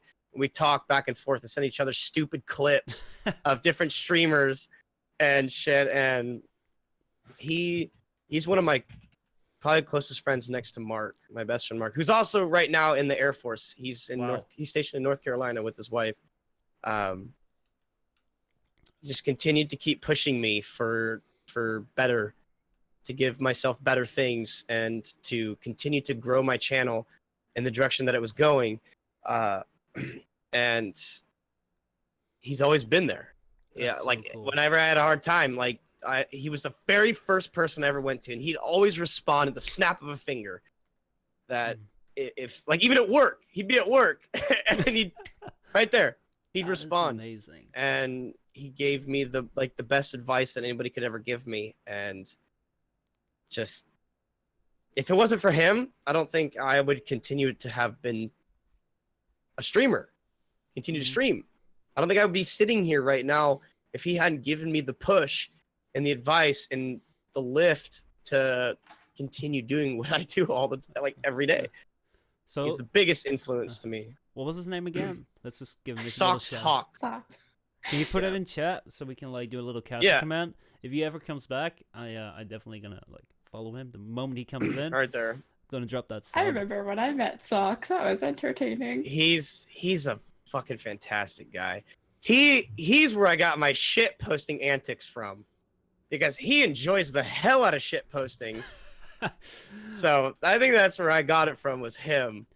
Like he was that big of influence on me. Speaking of shit posting and also Neo, let's go to a tweet we just had right before the stream, guys. If you were on Twitter, Oh my god! I asked you guys join us for the podcast. If you have any questions, you can leave them in Discord or tweet them out. And then Neo came in and he Oh, asked, damn it. I have a question for you, James. How long has Adelfos been calling you crazy dingle dong dude? Wait, I want to hear the context behind that. I first want to hear the context behind that. Amanda, what is crazy dingle dong dude and where did it come from? It's what Neo calls him, not me. Instead of calling people dicks, I call them dongs. Oh, Yeah.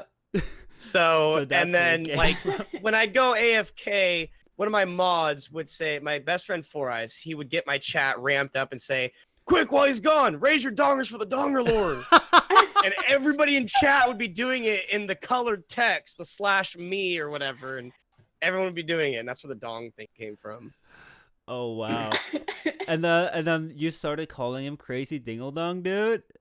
I didn't. No, What's not me. pretty much what That's started That's what Neo Neo a calls blonde him. bitch. Oh, okay, so this I is called pretty. Neo a blonde bitch out of a joke. Oh wow! And so- now he calls me crazy dingle dong. One of his viewers was in my chat, and Neo and I have that relationship where we just call each other stupid fucking names. Mhm. And one day, one of his viewers was in my chat, Teddy. We send each other. He sends me clips, and then I'm sure he sends Neo clips of me. He does it back and forth to us. I was like, Teddy said, give me your best impression of Neo, because I can do Hank Hill, I can do a bunch of different voices. And he's like, give me your best Neo impression. So I was like, hey guys, I'm Neo. I'm a blonde bitch.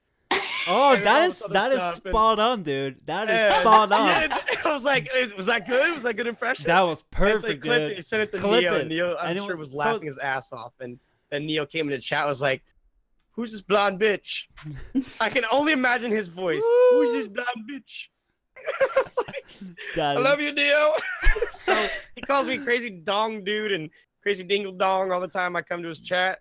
So, but So that's what started and then there was this small, tiny little extra detail that I thought was that kind of piqued my interest. Fapping in his streams. Oh my Wait, God. what? Like what? Please read the comments. Call him Please, Daddy Neo.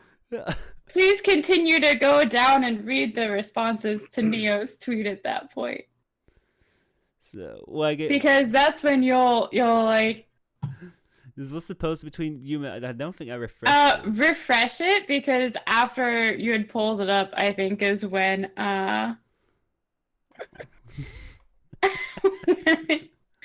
the man. responses went through. Oh well, let me see. I think that this is part of that conversation. Oh yes. Yeah, Oh, scroll up. Yep. So why you gotta go tell my secrets are supposed to be between you and I?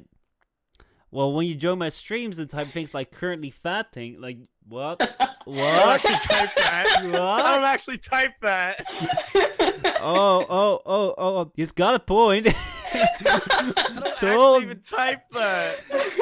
You didn't That's type what that? I'm Okay, scared so of. you have a chance right now. You're on the air. You can explain yourself. What's up? Did you ever type fapping, currently fapping in the stream? Did or did you not? You can also I call him Daddy Neo, or I call him Daddy. But he hates that.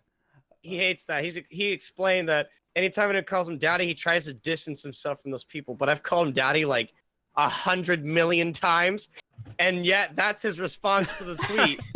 He's not distancing himself. He's making jokes. He thinks it's hilarious, which I do too. That's the kind of relationship Neo and I have. That is so nice. Well, we're gonna get him on anyway, Neo, at some point in the future. So you know when you Yeah. can get your revenge. Yes. He did it really smart. Like Yes. this tweet literally came like an hour or so before the podcast. Yeah. 3 hours. Well, yeah, about an hour. We didn't have much time to prepare, so I thought it would be nice to put it in. That is so cool. That piqued my interest. Anyway, let's see. All right. Well, let me see what the best segue would be in here. Yeah. Let's talk a little bit about Twitch, because right now, everyone in the Warframe Twitch. Why did I want to say subreddits? It's not Reddit on fucking subreddit. Cat the Directory. Warframe Fiend. directory. The directory. That's it. Reddit fiend. No, the Warframe directory.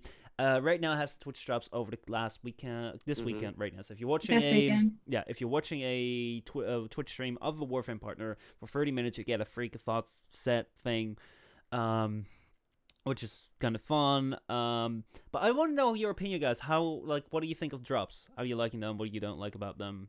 That kind of stuff.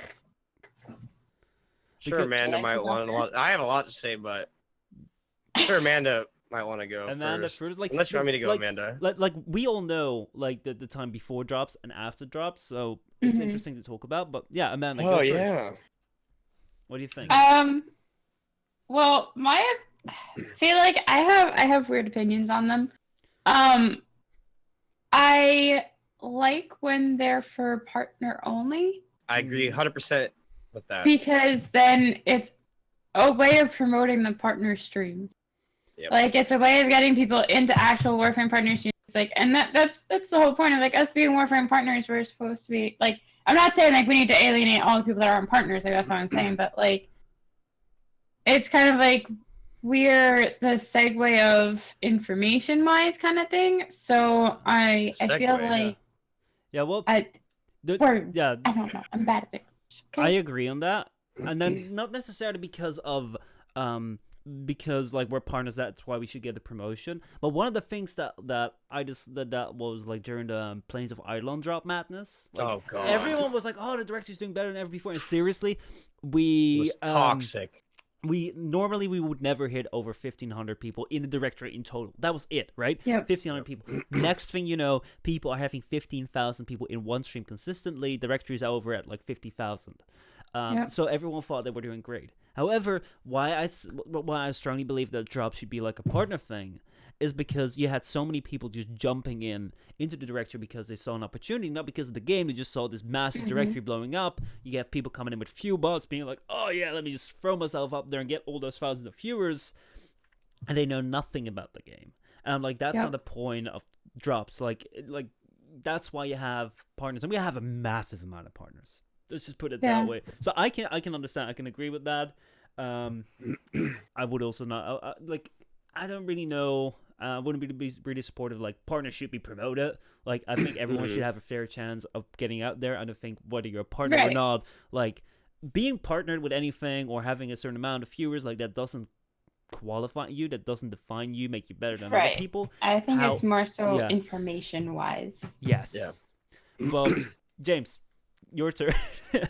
Let's get ready. Oh, man. So, I agree 100% with, bringing more promotion to Warframe partners, because, being a partner is supposed to signify something special. Like, you're associated with the game that you produce content for. Well, as I said, I do agree 100% with that.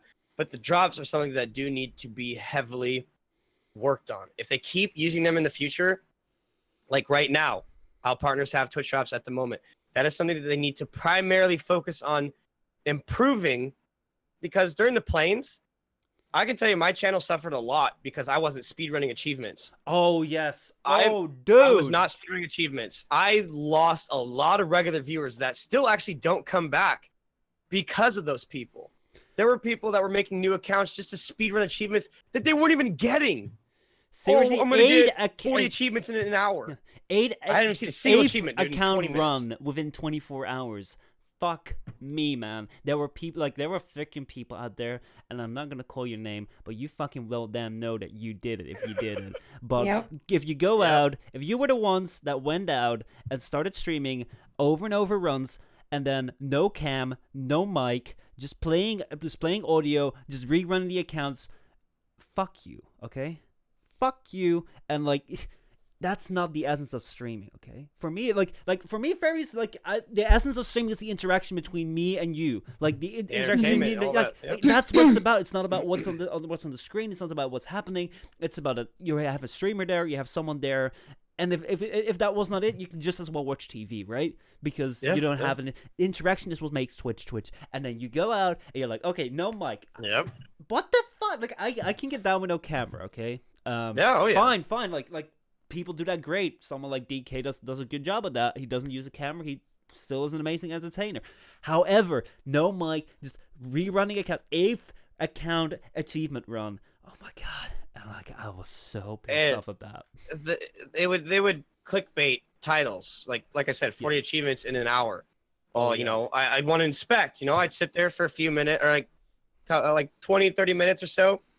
Not a single achievement is being generated, and they kind of took over the directory. It really didn't. Sure, it brought a lot of people to the directory, but who's to say that they're all going to stay? Look where the directory is now. We're still the 15th most played game on Twitch, but not a whole lot of them continuously keep coming back because they were only there for the Twitch drops. Dude, I actually have graphs right on this computer. I don't think I can pull them up, but I did during that time I did research on like the directory. I kept track of like several things, the directory, top 20 streams, all that stuff. When the Twitch drop stopped, it went from it was on 45,000, 40,000. Guess to what it dropped. Like Down to like 4,000. 4,000, you say? Yeah. James, what would you say? About like 1,500, about 2. Yeah. 2. Yeah. 2,000, like, 1,500. First day it was like 4,000, and it dropped back to like 2,000, 1,500. Yep. It was like within a day, and like this was the thing. There were like people were getting massive numbers. Even I just started out with streaming, and I could already apply for this achievement system for partnership, which I knew made no sense. But like, I heard that like even the Twitch directory wasn't taken seriously because there were so many people that had like 50, 60 multi-stream windows open to get as many drops as possible. It's like we were a freaking joke. We were a fucking joke. It was great seeing Warframe the first few days on top of the directory, but the rest of that was just a fucking joke. So yeah. How would you improve that? Also, that even like so like kind of like how James said it, since he wasn't speedrunning achievements, that like killed his stream. Like it was the same for any console streamers. That was only for PC. Oh yeah. So any console streamer, complete bottom of the directory, no matter how good you are, what your other like regular view count you normally was or anything, completely gone. Yeah. Because everyone just wanted the achievements. And even when Planes came out on console, I got so much shit like directed at me because we didn't have the drops for the achievements like PC did. I'm like, that's not my doing. Like, it's not my fault that I didn't put it for consoles also. And there are just a lot of people that were so upset about that, and we're just like, well, we're not gonna go and watch you then because you don't. There's no point in watching you anyway. So my god, like, hey, seriously, for at that time, I was like, I didn't do the achievement rounds. I was like, fuck that. And I was like, I'm just gonna stream me. I'm gonna stream me, and if you're not interested in me, fuck you. I don't need you. But one of the things that I also saw was like, no one had any idea this was gonna happen. No one had any idea this was gonna blow up so much. So pretty much no one in the directory that wasn't like that didn't like see this and then just try to profit off of it. No one that was like set in the directory before that had any idea what was going on. And you saw so many people just like, shit, there are thousands of viewers in here. I'm just gonna stream. I don't know what I'm gonna do. I'm just gonna stream. I'm awake. I'm just gonna stream. I don't have content. I'm just gonna stream. And it was like everyone was crazy. There were like a few people. I know like Club Rio had like an idea of what they were doing. They did a very good job in like pushing Neo and Nyx up there, and they were like continuously getting them up there. They cycled each other with hosts too. they made it so that their time slots of streaming were after one another. So they did like one of them would stream when they were done, the other one had started, so they'd host there, and they kept that cycle going between them. I remember talking to Nix about that at TwitchCon. It wasn't bad. I knew about that from Neo telling me. I think too though, because that's when my glyph had first come out, was with planes. I think Amanda, yours. Yep. So Amanda's came out too. Like how Nix and all them had the influx of subs and all that stuff. Like I had the same issue. Like I call it an issue because I'm not a huge fan of just a large influx of subs. I want them to be genuine. I want them to be real and not just for something material, like a profile picture. I had a lot of subs coming in. Twitch Prime subs. They weren't actual like tier 1 or anything. They were Twitch Prime subs coming in just for my glyph. My highest sub count around that time was probably like 120. And I didn't apply it for Twitch partnership because I knew they were all going to go away at the time. And there would have been no point in me wanting to apply at that time because they were subs. I wanted them to be real. I wanted them to be genuine. People that actually come in and care about the caster, or maybe if you're good at the game, whatever it may be. I didn't like that. I didn't like that whole aspect of people just coming in for the glyph, and then that's why it still hurt my channel. It still hurt because of the speedrunners and then the glyph hunters wanting just the glyph. It severely hurts still. Yeah, what do you guys think of the glyph? Because I don't like. I was kind of halfway planning on talking about this because I just wanted to address it to my audience. Like, the funny thing is, the moment I got my glyph, I very well remember I woke up at 5 a.m. because I was gonna swim, and I looked at my phone. And I seriously had my phone in my hand. It was full of Twitter notification, Discord DMs, and I looked at it, and there were like everyone asking like, "Hey, can I get your glyph? Can I get your glyph?" To which I went on Twitter and I said, "Hey, I'm getting all these messages for getting if they can get my glyph. You guys probably know more than me because I don't know I have my glyph. How do you know that?" And then afterwards, I looked into my email and I found that I had, in fact, received my glyph. Yeah. And I was like, dude, fuck you for asking me before I even announced it. But second of all, like I'm having this like quite a lot right now. Like the way that I handle my glyphs, like I do once a month. I do a video where there will be a password hidden, and if you find that password, you can go to this site and redeem it. And there's like a limited number depending on the growth of the channel. So the rest of the month, you just shut up about it, okay? But there are so many people every single time in the YouTube comments asking for the glyph, and I'm like, there is a way to find out. The glyph is one part of the channel. It's not me. The glyph is not me. It's not my channel. It's one tiny part. If you want to find it, there's a way to find it. But please shut up about it. Because it's like, it's taken over. And the only thing, like, I feel, and I may be wrong, because, like, I met some amazing people that call themselves glyph hunters on Tenno VIP, and I love you guys. You were amazing. Oh, Jesus. But, honestly, like, I'm not my glyph. And if the first thing you tell me is like, hey, can I have your glyph? It's like, I feel like you're not... You don't care about me. I'm just a glyph. I'm just a way to, like, I'm a glyph dispenser. And I did not join here to become a fucking glyph dispenser. Nor will I accept your sub. Nor will I become big as PewDiePie because you're just like, glyph askers. Like, I don't want to do that. I would never do that. Even if you stay and you never watch my video, but you just give me a sub. I don't care. I don't want you. Just don't come. Like, it's so, like, how do you guys deal with that? Like, how was it?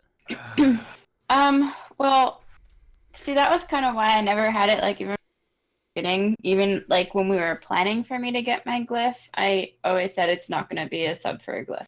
Like, that's not going to be it. And, like, even if me and my mods talked a lot about it, but, like, when I had submitted my image and I knew that it was planes and everything, my mods and I had, like, a lot of long conversations about it. And one of the things that we were saying, like, if we were going to do it for a sub, it had to be a reoccurring sub. So, like, you need to be sub for 3 months or so. That way we know it's a genuine sub. Or, like, that's why my requirements are you need to be 50 hours of watching my stream. Some people just, like, put it up and lurk and don't say anything for their 50 hours. Okay, whatever. But, like, that gives it the opportunity for people to, like, actually come in and, like, sit. And, like, there are people that did come in to sit there and just have it open, but then they'll say one thing, but like they'll say a comment on something that I said, and then they'll actually get a part of the conversation, and then they actually come back to the stream for the stream.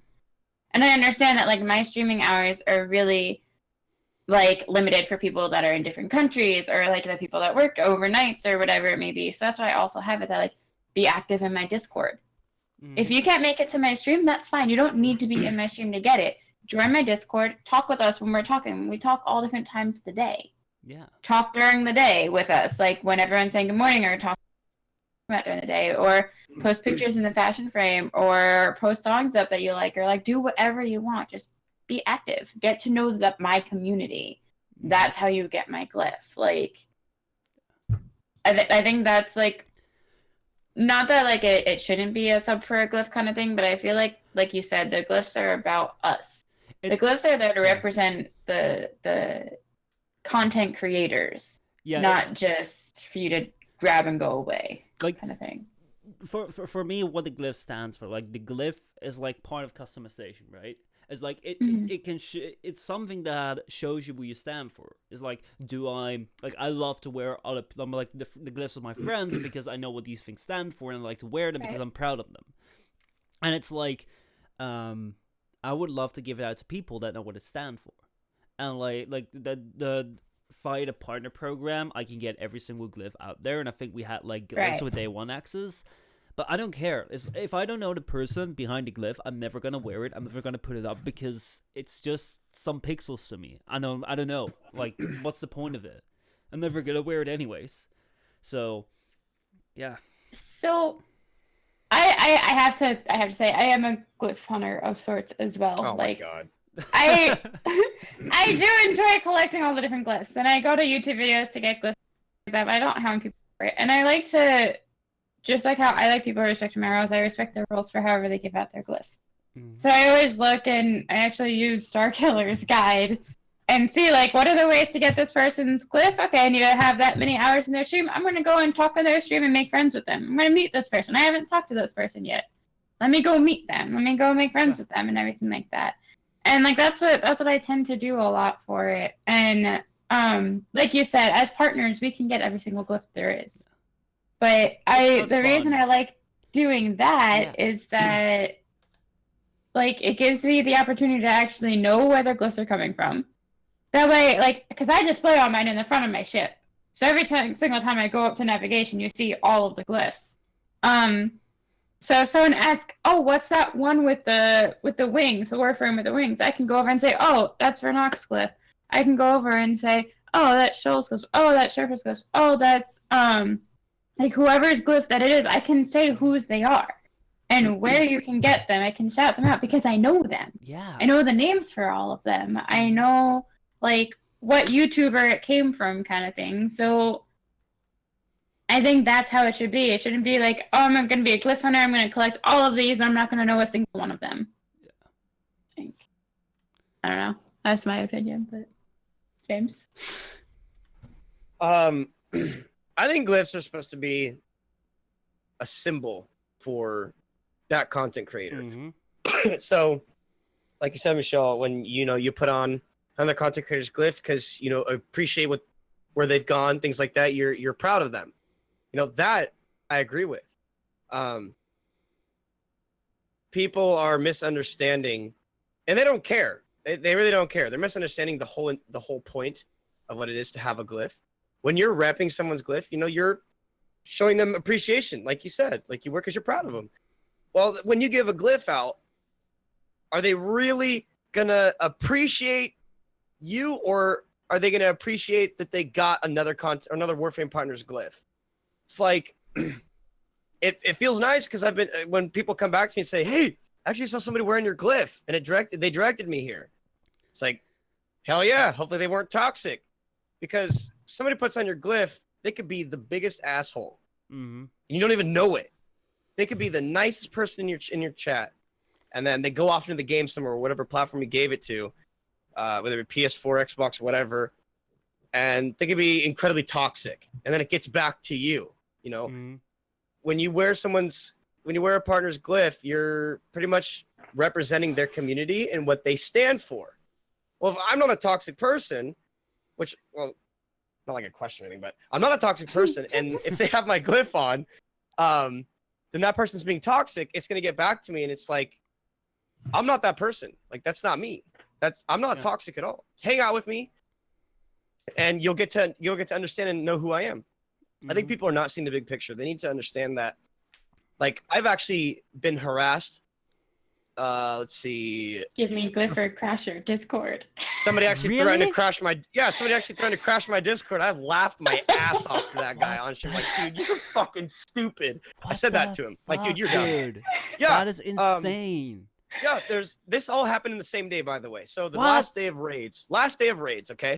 Yeah. I'm teaching a Jordan's verdict, and I'm carrying people through JV because it's the last day of raid, so they can get the emblems and stuff.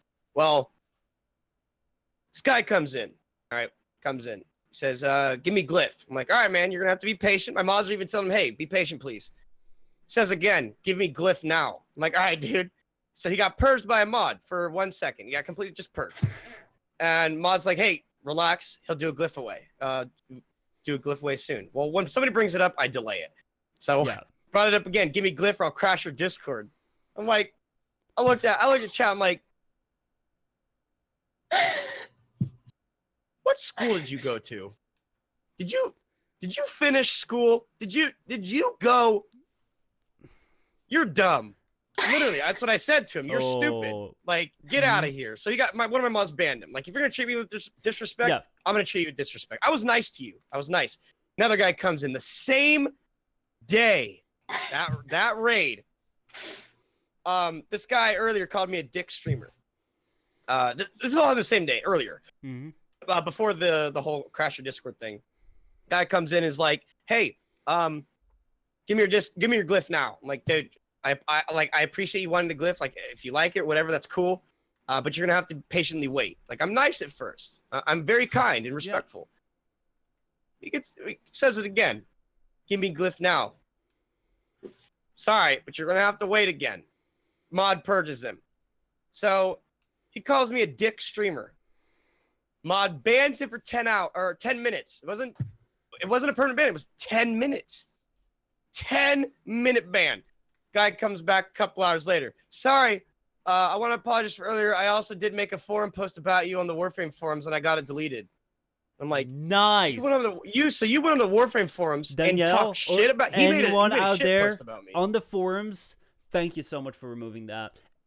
Yeah. Get out, anyone that does that. Like, fuck you. Never come to my stream. Yep. Never come to anyone's. Get out. Get out. He made a post about me talking shit and saying how bad of a streamer I am on the Warframe forums because I didn't give him my glyph because he demanded it. Oh, wow. I use what's called Log Viewer. And I think Amanda uses it too when I brought it up because it logs everything. I've been using it since October, TwitchCon, so I can see everything that has been said in my chat since October. Wow. You want to talk shit? I'm going to justify the reason why you got banned from my channel. Type in your name. I can see everything you've said in my channel ever. Since day one you joined my channel, said one word. I can justify it. I copy and pasted it to him. You called me a dick streamer. You threatened to crash my Discord, and you made a forum post about me telling people how shit I am. This is why you're banned from my channel, buddy. And you want to think you didn't? He tried to say he didn't say that. What?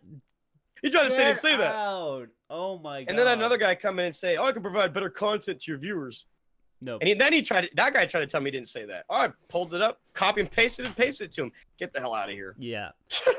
It's like all for a glyph, man. It's why I do not have like the exclamation mark drops or exclamation mark glyph thing. People will come in. I'm like, if you want to know about the glyph, first come in and say hi, join the conversation, and maybe if you're interested, like ask me. But if you come in with exclamation mark glyph, I threw the comment out. I'm like, I'm not doing that. I don't even welcome those people when they do exclamation glyph. I don't even say anything to them because they're only here for the glyph. I don't welcome them. If they don't say anything other than like hello or what's this, I'll welcome them to the channel politely. But the moment they use that glyph command, it's like, you know what? They're only after the glyph. People like it's got. I'm gonna be very, very, very honest here. So recently, being harassed as much as I have, I've never been like this troubled just over a stupid profile picture in the game in my life. Okay? Over something materialistic. Seriously. I questioned my Warframe partnership because I was tired of dealing with the glyph. Yeah. Or I was actually gonna not even do anything with the glyph anymore Yeah. because Same. of that. Same. Like I questioned it. seriously, like I got it when I had like less, like I think I had like 200 subscribers or something, and all of a sudden like waking up with your mailbox full is like it's kind of fun. Because you're like, hey, a lot of people ask me something, like, but it's like straight up, you learn very quickly that these people are not interested in anything. They're not interested in you. Yeah. They don't even like sort of in hi, how you doing or whatever. It's just Learn like, the hi, content Glyph. creator behind it. And Seriously. it's like you're not being treated as a human anymore. Like people just see you and like Mhm. like Mhm. I still have it like recently with like videos. The video that I put out recently, like I seriously had that with it was like the video of me going to Boston, doing a run through Boston, going to Fenway Park, then doing 10 VIP, Mhm. and I had a glyph password in there. And it was like one person that came up to me in Discord and asked me about the glyph the week before, but he like struck up a conversation. It was like, well, you know what? Maybe with 10 VIP, I'll do something with the glyph, right? You know, if you're kind enough to have a conversation with me, I'll maybe sharing you some details, right? That was like a once in a lifetime thing, probably. Don't like it's not a sure way to get anything, but I put that thing out there.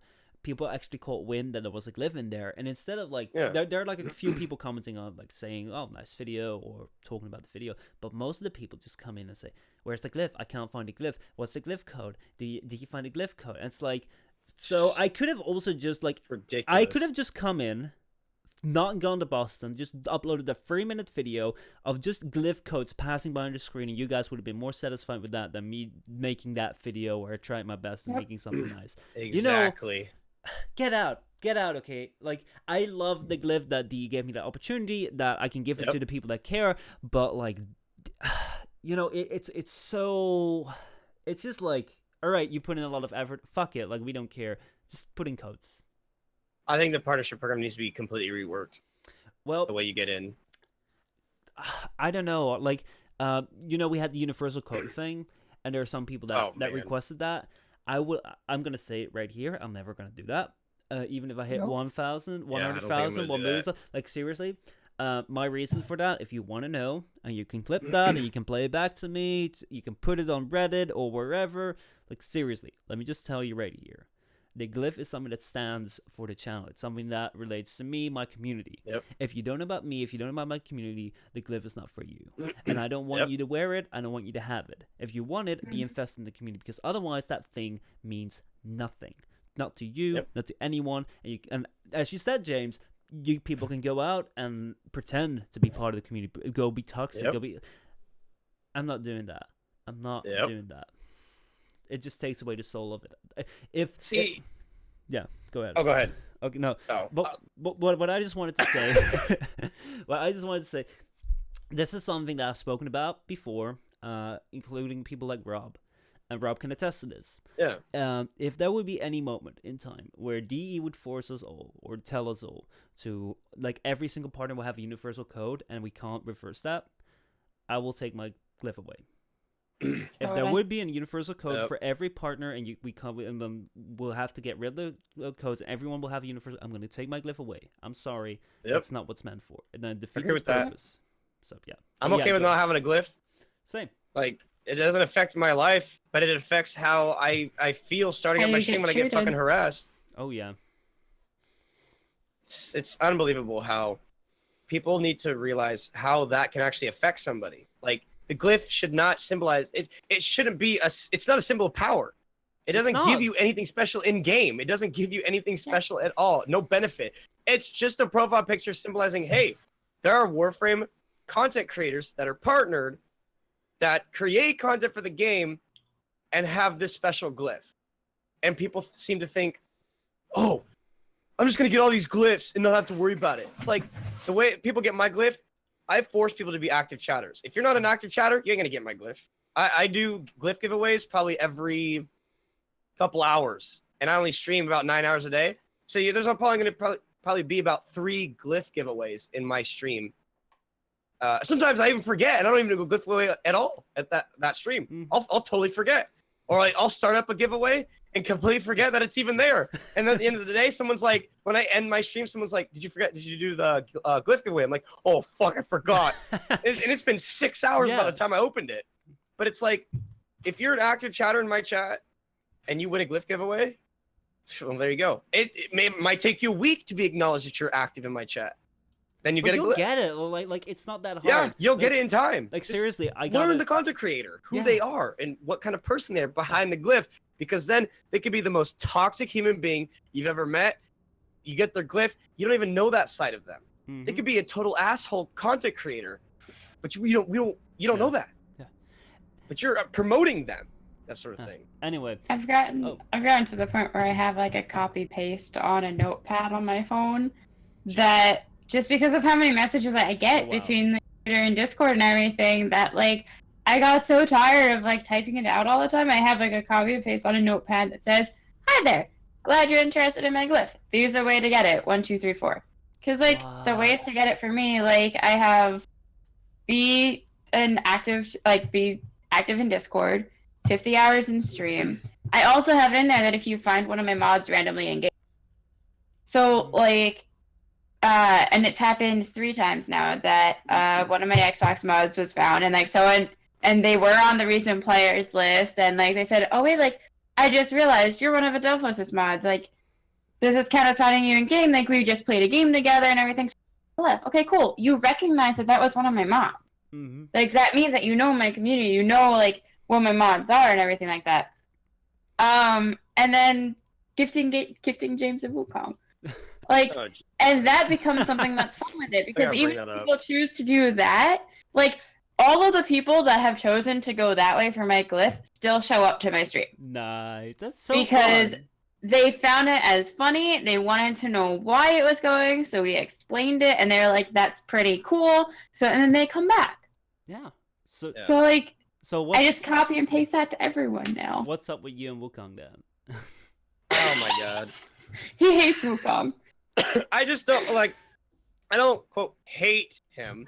I just have a very strong disliking because you build first 2, defy, press 2, get energy, press 2. You don't have to do shit. You won't die. You don't die. But everyone uses the argument that Nidus can do the same thing. Sorry, but Nidus requires you to build stacks, but you can die between getting those stacks and actually getting to the getting those stacks. You can die between that. Whereas Wukong, everyone and their mother should know that there are energy restores. Pop a couple of energy restores at the start, press 2, defy, the mission's done. It's literally just done. I don't like that. It's too easy. But I still recommend Wukong to people that are trying to get new frames, like Volt or Wukong or Mag, whatever, that are from the dojo. Like Zephyr or whatever. Like, it's gotten to the point where I have all of his glyphs. I have his stances.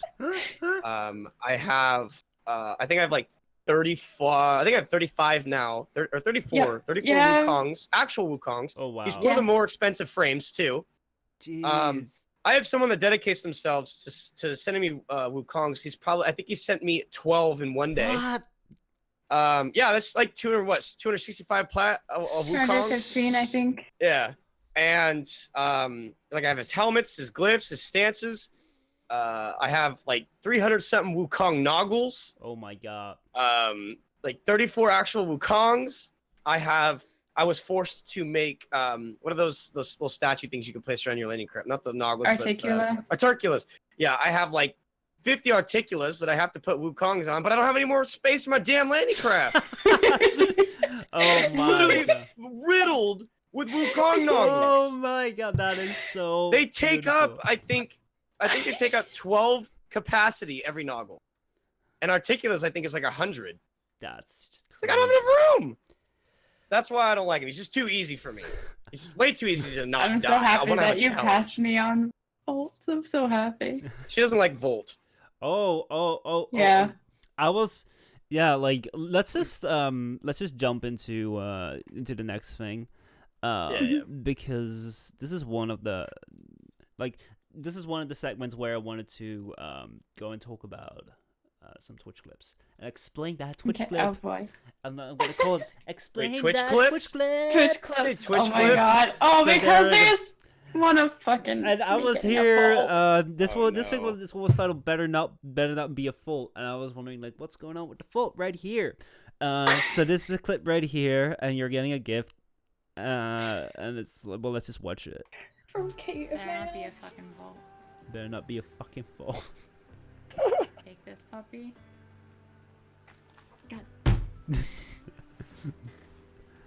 So what's the deal with Full?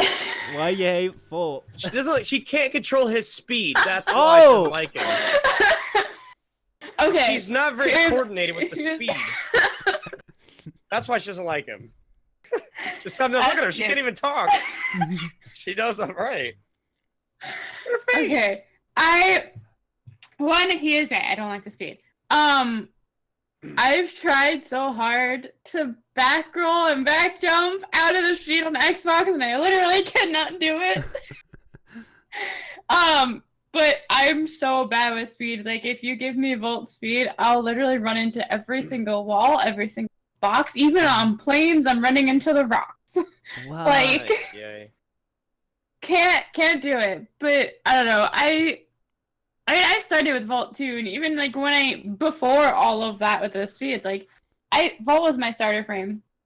I was told I would probably like him and everything, and as playing him, like I just hated playing him so much. I was just like, I don't want to play Volt. I want other things. That's when I was given Nova Prime, and then that's when my love for Nova Prime started. But yeah, Caveman, the one that gave me the Volt in that clip, he's one of my mods now. And he, out of the 33 volts that I have, Caveman, that was. Wow. Oh, who sent it? Yeah. Out of the 33 volts that I have, I'm pretty sure he's probably given me any of them at least. Wow. All right. Well, let's go to James right here. Oh, great. The people in your party, man. The people in your party, they can be very, very lively. In this clip, let's watch it. I have to make sure. Yeah. It's Oh, wait a minute. I hope you guys use your plat wisely. He's giving when up the time plat. comes. Wow, that's You're yeah. giving out platinum, and then all of a sudden someone comes in and He's just a bitch. says this. Like, what Oh, my happened? sister. That was my Hope sister. you guys use your plat wisely when the time comes. Wow, that's yeah. That was Riley! No, that was Tyler. Oh, it was That was Tyler! Tyler. I have two sisters. The youngest one is Riley, and then the middle sister, who actually just got engaged, is Tyler. She was visiting, and because I talk really loud, like I'm naturally loud. Yeah. So she opened my door, like the noise canceling headphones, so I couldn't hear my door. Opens the door slightly and just yells, "Dick!" Oh my! I wanted to have some context No. there because it's like you're doing a plug and you're like, guys, if you want your platinum, I'll just dick. It's like it's the most. Even Yep. people that want to be rude or me, it's like you don't do that at that moment. You're just giving out platinum, free something. Oh my. Yep. That was my sister Tyler. Yeah. Oh wow. Oh wow. Lovely moment. Let me see. Oh yeah. This moment. Oh my god, Kitty. All right, Amanda, my God, we're gonna Kitty. watch it, and then we need you to explain something. Yes, again. Kitty! It's not polite to pull out of a lady. It's who not begs it's you not to polite to fill pull her out cup. of. Oh my god. That is pretty good. Kitty, come on. Fucking dead. Kitty, come on. Yeah. Did I? Did I strike a? So what was this about? This is one of your most viewed clips, actually. Okay. Oh man. He is one of my mods. So at that point, I was in a party with Kitty and Dead, and Kitty and one of my friends, Riflestead, were going back and forth with bits to fill the cup up. And Rifle, okay, so like we talk in my chat a lot about like BDSM stuff and everything like that. And so Rifle was like putting bits in, making just like comments about stuff, like jokingly, because that's what we were doing that night. That was just like one of those nights that we were joking about everything like that. And Kitty was just like, "You're doing it wrong, Rifle." Because I was saying, okay, like that's enough. Like the cup is almost full and everything like that. That's enough. That's fine. And that's when Kitty was just like, it's not polite to pull out of a girl that wants you to fill her cup. And I was just like, there are comments made like that all the time, and I literally sit there dying laughing. And the fact Kitty is usually not in party with me. This was when we were teaching him Warframe, because he's not a Warframe player. Teaching him Warframe on Xbox and everything like that. So it's rare to have him in a voice channel with us. So to have him put that in, that's why Dad was just like, oh my god, Kitty. And like you just hear them laughing is like that's literally what we do all the time. Oh, that's so. But James can one up that. He doesn't need to have someone actually like in his party to do something. Like, the game will just be inappropriate for him. Oh god. You'll probably know this is the clip I'm thinking of. Oh my god, the Ghost Recon. Yep. Funny thing, we actually talked about this before the stream, and I had this queued up. Yeah. So, was this like? This looks like when you started out with the stream. It is. I did start streaming Wildlands, my very first game, day one. This was day one. Oh my god. This was day one. This was my very first day streaming. Oh my god. Let's see. The clip is very loud though too. Yeah, I'll tune it down a little bit. Here I come. The guy is still doing it. The guy is still in the helicopter doing that thing with his arm. He's just sitting there whacking away. Sitting there whacking away. I don't know what the hell is going on. I can't believe that's happening. He's dead. Still doing it. Well, the dude's literally dead in my helicopter. I love how this is like one of your most viewed clips. Yeah, my most viewed one is the Diablo 3 one. Yep. When I didn't know how to math right, and that's still a meme in my channel to this day. To all the people that have seen it. Didn't know how to what? I couldn't math correctly. Yeah. Then so you're in the I was top playing 10. Diablo 3. Yeah, I was in the top 10. I wasn't actually top 10. I was ranked 12. I was like, boys, we're in the top 10. Oh we're in the top 10. You're well, so bad sort at of numbers. top 10, but yeah, no. You're so bad. This was one where Aiden apparently joined your stream, and you're like just freaked Oh the fuck yeah, out. my camera. I forgot to fix the I don't know what to do white with my noise in my. I don't know what to do. I don't know what to do. What do I do? What do I do? I hate watching my own clips. Fucking hate watching my own clips. Oh, but was that the first time you actually like first interacted with Aiden? That he just joined in? Yeah, that was the first time I ever interacted with anyone in my game from DE. Wow, they're really cool. They're really chill.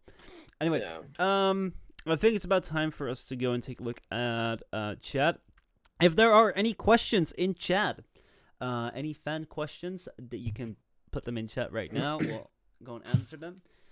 We already had Neo's question, so let's see if there's anything. Oh my god. Let's see. Why are you putting the hat on, James? You look good without the hat. That's hat my comes. mom. I took the hat off. That's my mom, by the way. Yeah, that's Amanda's mom. Mom and Bernie. Hi. Shout out. Can we get a shout out to Amanda's mom? Oh go. Oh my gosh. She's gonna be down here. She gets down here on Thursday, and I'm gonna at some point next week while she's down here, I'm gonna teach her Warframe on stream. So how has Florida been, by the way? It's hot. I don't know. It's good. It's definitely a change. This is like the furthest I've ever really been away from my parents, kind of thing. And like I'm pretty close with my parents. But the furthest I've ever been is like 2.5 hour drive, like going up to college, kind of thing. So if I ever really wanted to be home, or if I wanted to go like spend time with my mom, or like go out and do something with my mom, like I could just drive home and do it, or like take the train home from Brooklyn and do it and everything like that. So being down here where I can't do that, like, I guess it's just weird for me, odd for me, kind of thing. I miss it a lot. I miss New York. I can understand that. Like New York seems like such a great place. I've not been there, but Yeah. like it's a big move. It's a really big move, and like you Yeah. know, Florida being Florida, like you were there right before when the hurricane thing hit. Or were you like No, I no, moved after after. that? Oh yeah, I remember. I moved remember. like I was in the middle of moving when Planes was released. Like oh yeah. Mhm. Planes was released the night before we were driving down. So there was that. No, I remember when we had that hurricane hit Florida. Like I just literally hit Mhm. up every single person I knew was in Florida. So Yep. Daniel, Cole, Rio, like his entire apartment flooded. By the way, Yeah. that was like, and I think I also hit up you, and then you weren't there yet. Mhm. But that was crazy. But yeah, I I miss the Florida weather. I Yeah. lived there for 10 years. You'll move back here Yeah. eventually. Michel, if you're ever in New York, you can contact me. Thank you so much. Thank you. I've just been to Boston. I definitely want to go down to New York one day. Like, it's on my list. But I gotta be like careful with planning right now. I can't just like take any Mom trip. wants to make everyone dinner. So here's the thing with my mom is that she loves having people over. She loves meeting people. Like she loves all of that kind of stuff. Mhm. So there's actually one of the. It's really funny. If you go into Slap stream, I don't remember what quote it was, but one of the first quotes that's in his stream is literally from my mom saying that everyone is invited over for dinner and that she would make lasagna for everyone that came over. Like that. That's just how my mom is. She'll make whatever food you want if you come for dinner, kind of thing. That's so nice. That's so nice. Thank you so much for tuning into the stream today. That's so amazing. Let me see. Let me just go through the topics. What if there's anything that we still have left? We went through the clips. Oh yeah, this is one of the questions. We have one big ending question at the end of the stream, but this is like one of the things that I'll ask no matter who you are. But I want to talk about the content that you guys watch. What like do you guys watch a lot of YouTube, Twitch, TV? Like, what do you generally watch? Would you like to go first? Sure. I used to watch a lot of Vines, but on YouTube, and Vine kind compilations. of have the Vine, yeah, because I used to be big into like watching Vines when the Vine app was a thing, or when Vine was a thing. Mostly it's just like Twitch fails. Pretty much that's all I watch is Twitch fails now. But as far as like Twitch streams, what kind of catches my eye is when people are talking a lot. Talking. It keeps you interested in what's going on, the situation, the context of what's happening on stream, things like that. People that are being like just talkative, interactive, things like that. That's what really catches my eye with a lot of people, or you know, when people have kind of the same passion that I do with wanting to promote more positivity to the communities on Twitch, things like that. It's kind of what drives me to want to, you know, watch different content on Twitch and stuff. But as far as YouTube, it's mostly Twitch fails now. Mogamu was actually the first partner I've actually ever watched a video on, way before I ever met Daniel and Dappa. I watched think a lot for of Warframe most of videos. us, like Mogamu, like if you played Warframe, you've probably watched some of Mogamu. So, Oh my god, if you don't know Mogamu, there's something wrong. Seriously. so what's your favorite creator? Like, what's your favorite thing to watch? Like series, YouTube channel, Twitch. Like, what is the favorite creator? Like, if you had to share something, like what you always watch or one to always watch, because I know with Twitch it's so hard. It's so hard to always watch like all the streams, all the man. that you watch. Well, lately it's been Moon. I don't know if you know who Moon is. What's Moon? On Twitch? Oh on my YouTube? god. Moon On underscore Twitch. OW. Yeah, Moon. Moon underscore OW. All right, let's look. So it up. one of his rules, if you look at his rules, one of his rules, Moon- he's on Twitch. Yeah, Moon underscore OW. If you go and look at one of his or his rules, one of them is shit. high quality shit posting only, and literally his chat is riddled with shit posting, and it's fucking hilarious. Try doing the search in the search bar instead. If that doesn't work, if you just type in Moon, it might come up, or it might be zeros. That This one? might- That one, yeah. Yeah. Yep. Moon OW. There you go. He's streaming right now? Is he's he? hosting. He's hosting. Okay, No. yeah. So he was playing Welcome to the Game. He's been trying to beat that game, Welcome to the Game 2. So one of the things you kind of have to do is you have to hide in a bathroom from a killer or something. Well, people always like to use one of his face emotes and put a loudspeaker next to it and say, "I'm pooping in here. I'm pooping in here." Trying to like make him laugh is what they're doing. If they make him laugh, he'll die in the game. So they try their best. As you can see, he's like people are still talking his chat even though he's not live. Like some of the weird shit that gets said in his chat makes me laugh super, super hard. And that's what attracted me to his channel at first.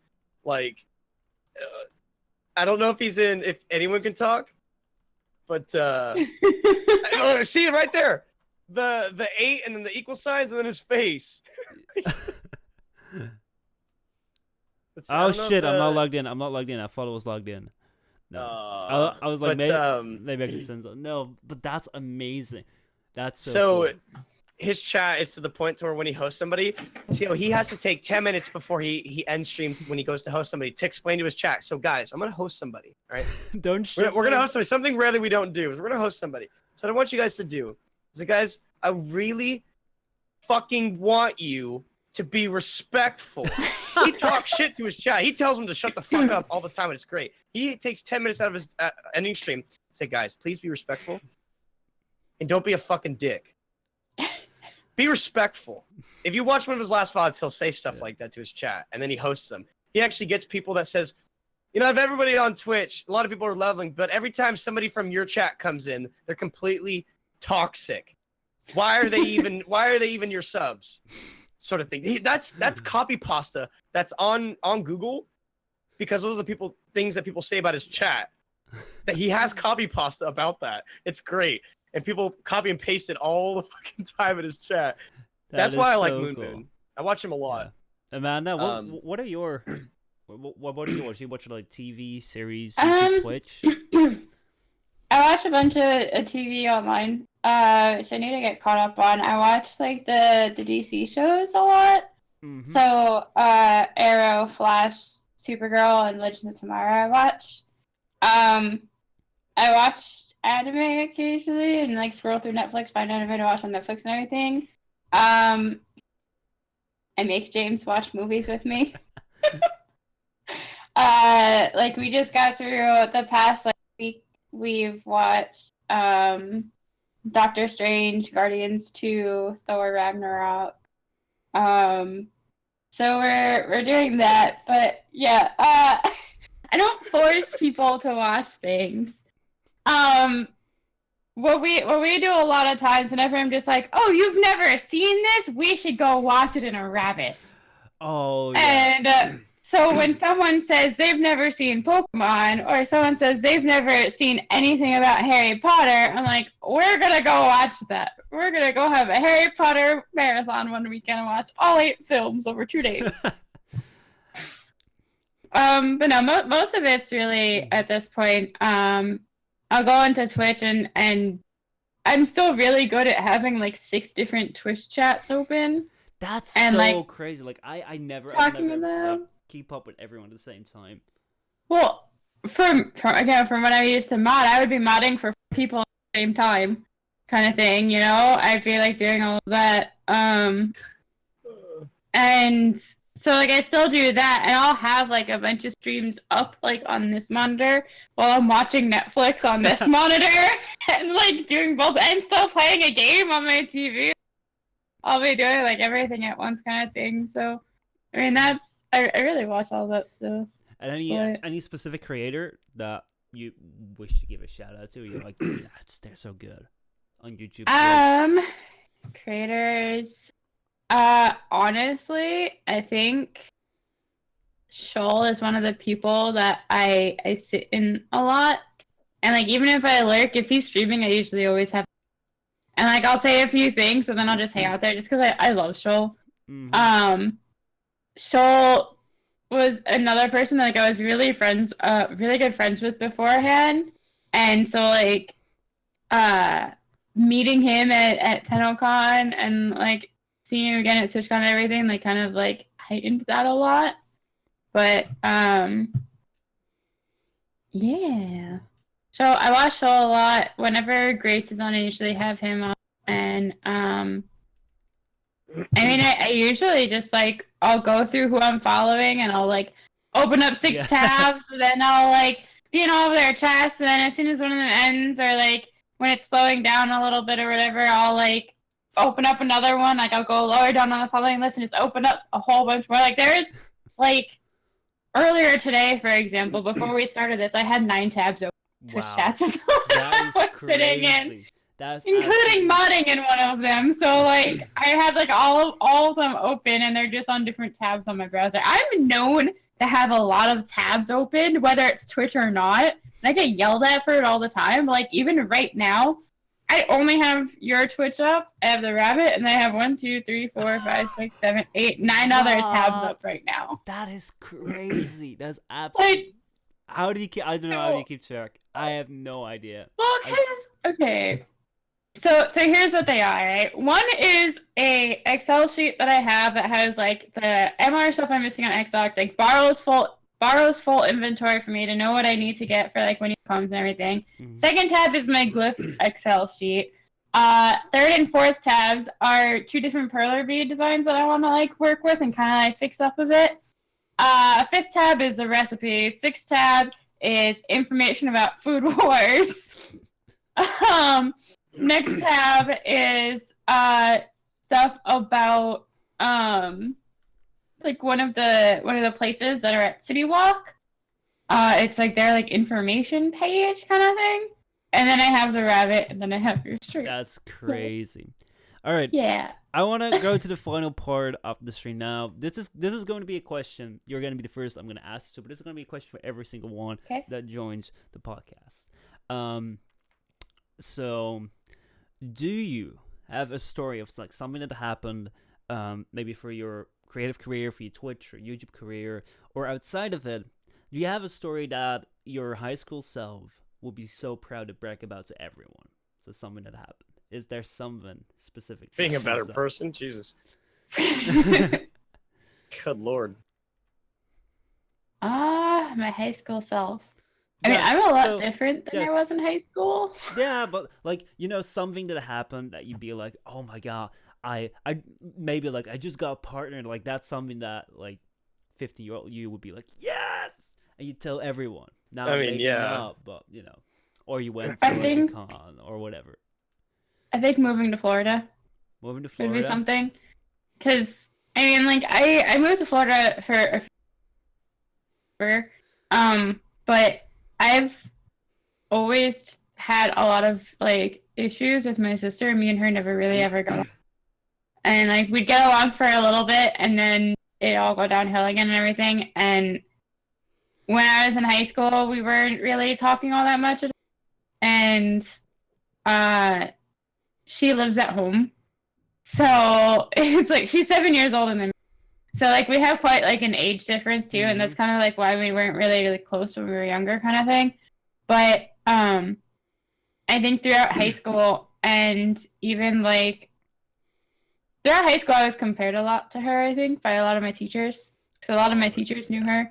So I was always like wanting to get away. And that's why I went to school upstate, like college-wise. And like I think moving here, like part of the reason was to be further. And I know that kind of sounds mean and all, but like. But you got to take your own path, right?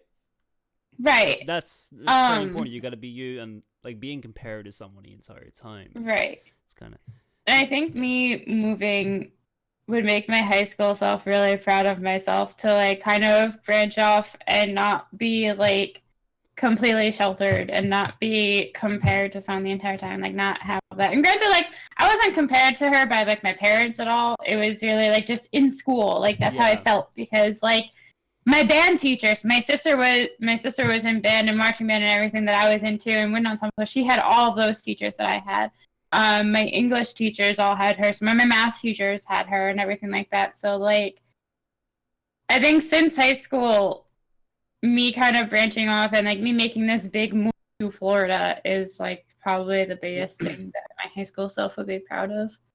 That's really cool. Like honestly, moving all the way to Florida by yourself, it's Moving pretty in with crazy. someone Like, that I met on Twitch, and I only met once after we decided to move in together. so yeah, it's pretty crazy. It's pretty crazy. James, do you have anything that pops to mind? If you don't have anything, that's cool as well, right?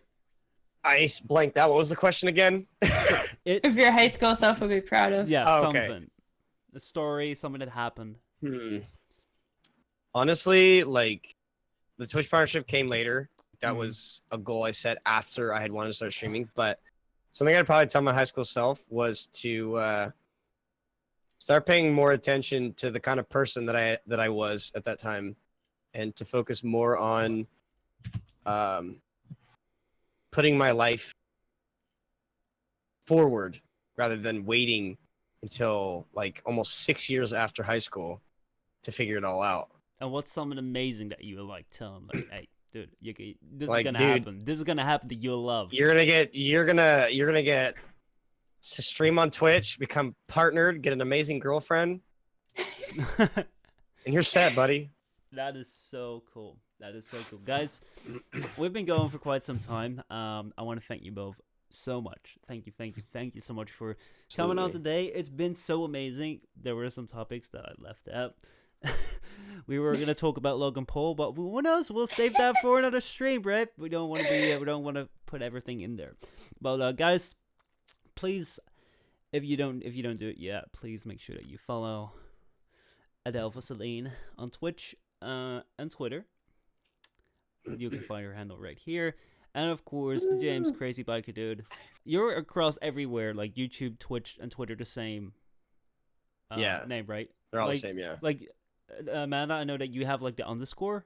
That's sometimes there, sometimes not. So for Twitch and Twitter, there is an underscore, and same thing with PC. But for Xbox, it's a space because Xbox doesn't allow underscores.